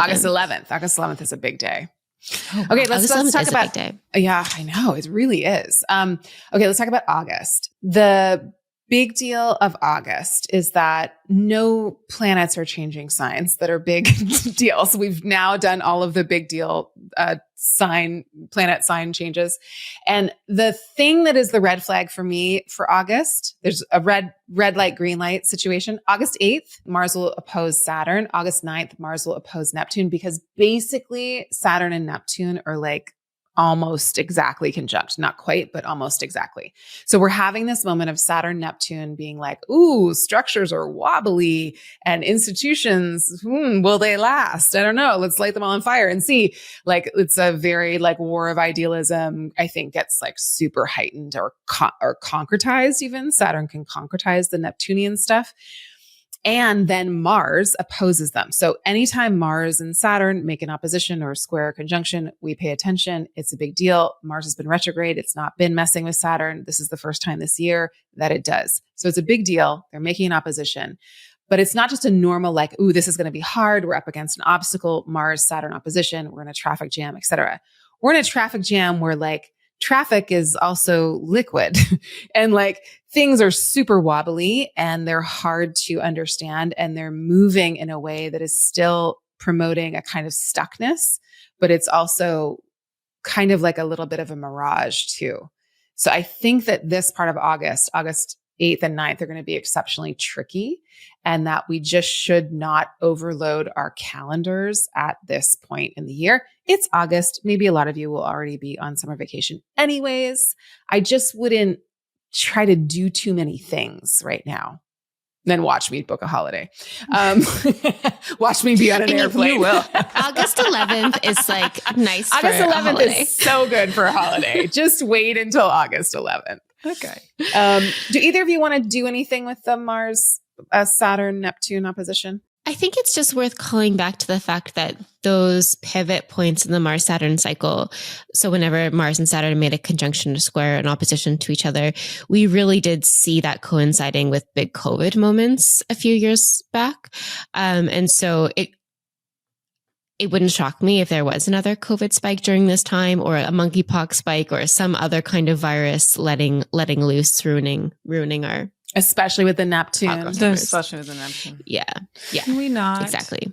Let's not and say we did. Okay. So then we have this really tricky, kind of horrible August 8th, 9th. Don't overload your calendars and schedules. Also, Mars is in Libra where it has, a rough time. It's trying to be nice and it can't be. And it's up against something gnarly that it also is in charge of. So it just feels like operating manuals get lost and the people that are supposed to be doing the jobs can't really get there. And it's not functioning as well as we want it to. It's not a long lasting transit though, but it is a moment. And as Eliza said, it might be a spike of something because it's Mars. But then we have the gorgeous, the one and only Venus, Jupiter conjunction in Cancer at the exaltation degree of Jupiter on the same day, August 11th, that Saturn makes a sextile to Uranus, which feels very inventive and very experimental, possibly in a good way. I'm here for it. Okay, let's do it. I think it's also the day Mercury stations direct. Did we say that? We had, but yes, you're right. Yeah. It's just, there is a lot happening on this day and it just feels like cast change, like, or change of scene. Yeah. Like the end scene, the start a new backdrop scene. Goes up and there's a new scene. Yeah. Fade open. I mean, I like it. If it weren't for the surrounding astrology, I would think this is one of the best days of the year. But the surrounding astrology But look at the year we're going into. I know. It's just descriptive of like, yeah, that's hard. But here's a little good moment. So we have to make the most of the good moments, y'all. Mm-hmm. In the 2025 readings, I talk all about like seed communities of care, seed systems of care, like for both the Jupiter Cazimi and the Jupiter Venus conjunction. It's like, this is the beginning of something that is sticky and like fruitful and can help, something take root. So go camping with a bunch of people that know how to take care of themselves and each other, for example. Okay, let's go to September. Eclipses. Hey. Okay, we have a return to a regular scheduled program, or we have a return to something that we know. On September 1st, Saturn moves back into Pisces. So now we're going back. This might help to cool things down a little bit, although we're going into eclipses, but it's going back to something that we put down for a little while. So from the end of May to September 1st, we do something new. And then September 1st, we go back to finish up something that we were doing back in May and beyond. And we go back to finish it up, and we're going to be finishing it up until a little bit into 2026. That's September 1st, Saturn goes back into Pisces. Then on September 7th, we have a total lunar eclipse in Pisces. Well, this is calling back to the lunar eclipse in Pisces we had this past year, which was mid-September 2024. The Great Debate. The Great Debate. And why am I forgetting his name? P. Diddy. Survival. Yes. the assassination attempt. Yes. And also P. Diddy and what went on there in terms of the charges. I forgot that. It just seems like this will be another full circle moment in some way. It's not so. Whereas the first Virgo eclipse will happen in 2025. The first Pisces eclipse we've already experienced going into 2025. So it will be continuing the story of what happened in our own lives and what was happening in the world around us for about a year. This is about the year mark. So we're in the story now. And because it's an eclipse near the North Node, it's going to be again like touching on themes of what we're hungry for, what we're wanting more of, what we're striving after. And since that will happen after Saturn has already entered Pisces, it's co-present with Saturn. So I'm wondering also too, because I think what we saw in some ways with the last one is like consequences were highlighted. Yeah. And so I'm wondering if that will happen. I don't mind it because the eclipse that we had in Pisces in September of 2024 did not have the North Node actually in Pisces. The North Node was still in Aries. So with the North Node amping up everything Pisces from January until now without Saturn, I kind of like Saturn moving back into Pisces to like be like, sit down, like, hold up. Let me check you on some things, because Saturn does bring consequences. So that's one thing that I was thinking when you were talking. I was like, oh, this is Saturn finishing something up in the part of our chart that has Pisces, and the eclipse activating the importance of doing that work for the next couple of months. But it's also maybe going to help put some brakes on some of the escapism or some of the deludedness. Daddy Saturn is back. It's like, that's what that feels like. It just feels more functional. It does feel more functional than Saturn and Aries, I mean. Yeah. And then just that also it feels more functional than just the North Node without a Saturn. Because North Node in Pisces without a Saturn just feels like, oh no. It feels a little intoxicating. It feels a little slippery. The deluge. Deluge, yeah. September 21st, we have the second eclipse in Virgo of the year. It's a partial solar eclipse, and it is going to give us the second installment of the story. It's going to still be commenting on the loss, because South Node is also loss, right? It's like a stripping down or a lessening or a letting go or like being at peace with, but it also can feel like a loss. So what have we lost in terms of Virgoan skills and facts and data and critical thinking and being able to parse things out and sort? I always think of the fairy tale where or it's Psyche, when Venus gives Psyche the job of sorting the poppy seeds from the dirt, and you can't do that. That's an impossible task. And so what Psyche has to do is she has to rely on nature, something more magical, something more connected to the earth, to come and help her. And I forget, the ants come and help her, I think, sort the seeds from the dirt.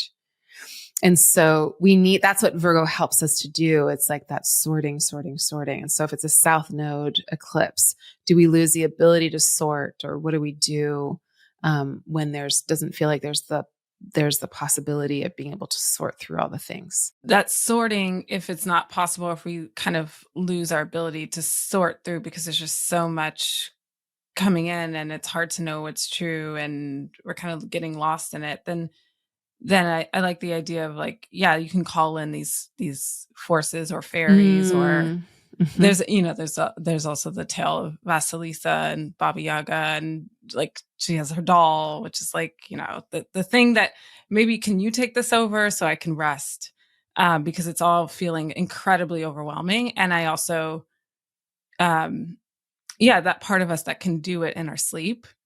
Yeah. Do you know what I mean? Like I do. It's like sometimes if I can't solve a thing with my Virgo, I just ask the question and then maybe I'll dream about it, or maybe I'll wake up with But it. that's a literal scientific thing, because your brain in REM and deep sleep does a healing process and a sorting process. And there's all these stories of like great scientific advancements and great pieces of art coming to people through their sleep, and people literally being like, I'm going to go sleep on it. And then they do and get the answer. I think that's a beautiful. I'm vibing with it right now. I'm vibing with that. It feels like a perfect analogy for the Virgo Pisces axis, because Pisces is dream and Pisces is letting go, and you have to release control. You literally are not in control of what you dream over, and you're not in control of your REM sleep. But it can help you do that sorting and that organizing. So like all of those oppositional signs and eclipses really make it obvious is there is some kind of thread that's linking them. And so I think that's a really beautiful depiction of that thread between those two signs. Mm-hmm. It's like one is actually helping the other.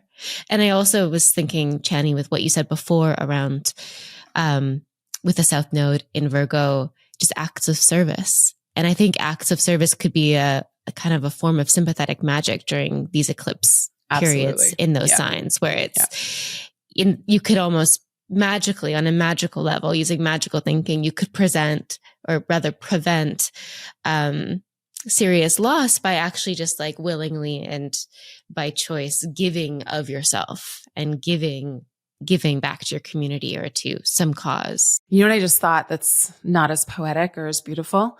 I think of like Virgo is also like clerks, like people that hold like the little pieces of data and information. And if Trump's administration is trying to get rid of civil servants and like all of that, like how hard it's going to be to do, apparently, and I don't know, and we'll be able to tell in the future, but how hard it's going to be to get like your passport or like paperwork or like marriage, like all the things that we take for granted in terms of like bureaucracy and the paperwork of it and the very like Virgoan details.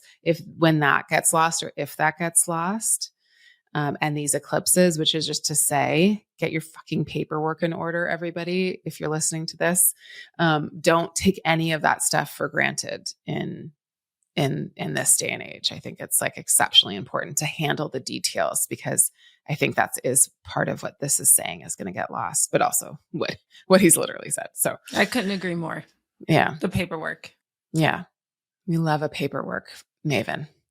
Okay. We've got October. October, we also do another return to normal. We've got Neptune re-entering Pisces on October 22nd. That's the only like big storyline for the month.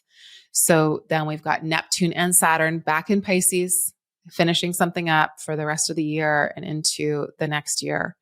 So now like nothing is in Aries. The North Node isn't in Aries. Neptune is not in Aries. Saturn is not in Aries. So that part of the chart, that part of the zodiac gets a little like a temporary break. Very temporary. It'll be welcome. But it'll be welcome. Yeah. I really like too, just to like give people a bright spot. I really do like there on October 8th, Venus and Virgo will be sextiling Jupiter in Cancer. Love it. And in terms of like getting the paperwork in order and just attending to the little things, tending to the little tasks that keep our day running, I feel like that will be tremendously remedial and therapeutic and just effective. And it also, after all of the months and the changes we've gone through, and after having gone through eclipse season in September, I think that it will feel like a sigh of relief and just like finding pleasure in the little things somehow, and those little things being there to welcome us, which maybe we won't be able to appreciate or have the privilege of even accessing in the preceding months, depending on what's going on. Yeah. And then November, we've got another return. So then Uranus re-enters Taurus, and we've got another signature of going back to something that we stopped doing or that we put aside. So again, the part of our chart that contains Taurus, we've been doing something for the last 7 years. And then the part of our chart that contains Gemini got this like explosive guest that comes in and is very disturbing. And I don't know if anybody likes them, but there they are. And they've changed the entire landscape of the party and the room and the situation. And then Uranus goes back into Taurus to finish something up in our chart the part of our chart that contains Taurus. And it's going to be there for a minute, right? We've got Uranus in Taurus from November 7th all the way to I have April 25th, 2026. April. So the end of April. So basically May of 2026. So it's a good chunk of time to finish something up there. Do either of you have any kind of thoughts on, by this time, all the planets that have changed signs have gone back now by the time we get to November? Well, I mean, this is where I was kind of like, I think this year is like a movie trailer. Like you can see it coming, you get the little taste, but you haven't sat down and watched the full 2.5 hour thing. Because that's coming in 2026.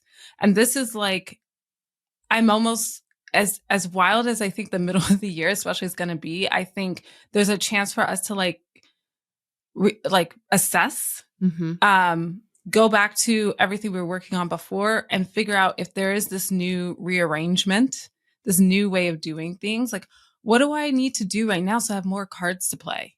Like when things change, where do I want to be living? Like what do I need to take care of in my personal life? Like, how do I want to prepare? I think about having a chance to prepare if things kind of cool off, especially that Aries part of your chart. Right. It's kind of like, COVID happened. We all went into lockdown. And then that took on a process, a deep internal process for a lot of us that I would argue to say the world has not at all mentally recovered from, but that a lot of people moved and changed jobs and got pregnant or not, or whatever, in that time, broke up, got together. Like a lot of things changed because of that severe kind of situation. And it might feel similar, like there's just so much change and so many new things coming in the first half of the year that by the time we get to November, and like you said, Thea, there's this like reprieve that is like where we might start to see the impact of the beginning of those changes on our mental health, on our function of our life, on the decisions that we make. I do think we'll be making different decisions by this point in the year. Because again, if we do feel like we've got a minute to pack our bags, or a minute to figure out the next step, or a minute to be like, okay, if A, then B. The word that comes to mind is perspective. Like we gain perspective with distance. And so now all of these major slow moving outer planets have moved back into the signs that they're in right now. And so we'll have that bit of distance to, like you're both saying, to assess what's happened and what's now next. And it will also be almost a year, the first year of Trump's next term. And so I do think the landscape, even astrology aside, will be dramatically contorted and distorted and different. And we'll have a lot more information to work with as far as what's next as well. What do you feel like, Eliza, as a Canadian living in Canada, in terms of when we talk about all this, like being so American centric? Do you feel still so at the whim of what happens here? There's a buffer. There's a buffer, but I never consider other countries or Canada immune. Like it seems very likely that we'll elect a very conservative prime minister next year. He's not Trump. I don't think he's exactly a fascist, but I also don't think that he's hyper conservative and will likely cause a lot of damage to people. But I do think that there are, like, as soon as a precedent is set, like taking away abortion rights, as soon as that is normalized, that makes me nervous that could spread. I think that was a hugely politically unpopular decision. So maybe that particular case was like, won't be reiterated or repeated so fast, but who knows? Also like attitudes towards immigration and just the more we stretch what is socially acceptable and the more, like, I feel like the thing with Trump is that he's so freaking egregious and all of his decisions are so egregious that our mind almost has to, like, we always want to come back to a kind of homeostasis. So we stop recognizing how egregious his actions is. It becomes easy to just say, oh, he's just doing his thing. But suddenly him just doing his thing is catastrophic. And it's normalizing that kind of catastrophe. And then I think it becomes easier to replicate that in other contexts. So I don't consider Canada immune.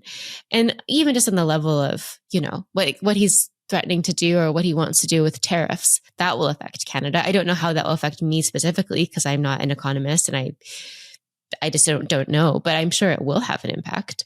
So I don't know. I do feel at a little bit of a removal, but I also don't feel totally secure, safe, or immune. And it's like, it's not, I don't feel as adept saying what this will do for other countries because I'm not as deep in anybody else's politics, unfortunately. I just don't have the time. But obviously, all the astrology that we're talking about is going to appear globally. It's not just, and like I said in the beginning, like what happens here impacts a lot of different nations. And like you say, like a normalizing of a superpower, normalizing any kind of fascism as a superpower of a country is going to spread and leak into other systems of government. But I do fear I fear for Ukraine. I obviously fear for Gaza. I fear for Sudan. I fear for any unstable region because this astrology just kind of reeks of instability. And so the structures, worldwide, like institutions worldwide or institutions in different countries, and then the ways in which kind of mass communications or the ways in which technology will be innovated and updated and what that will mean for like the globalization of economies or the globalization of corporations or, all that kind of stuff. I just want to say, like, I know we're being very American centric, but I obviously don't think that it's just impacting this one place. But I wanted to know what it felt like to just talk about it kind of so much from this perspective. I think too, because I work here. I work at an American company. So much of my context is actually American in terms of hours in a day.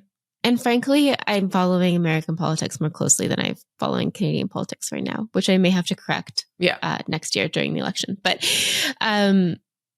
also, like, honestly, if the US does turn into an authoritarian dictatorship, like that will impact Canada, the country just north. Feels very Handmaid's Tale. Yeah. Mm-hmm. Yeah.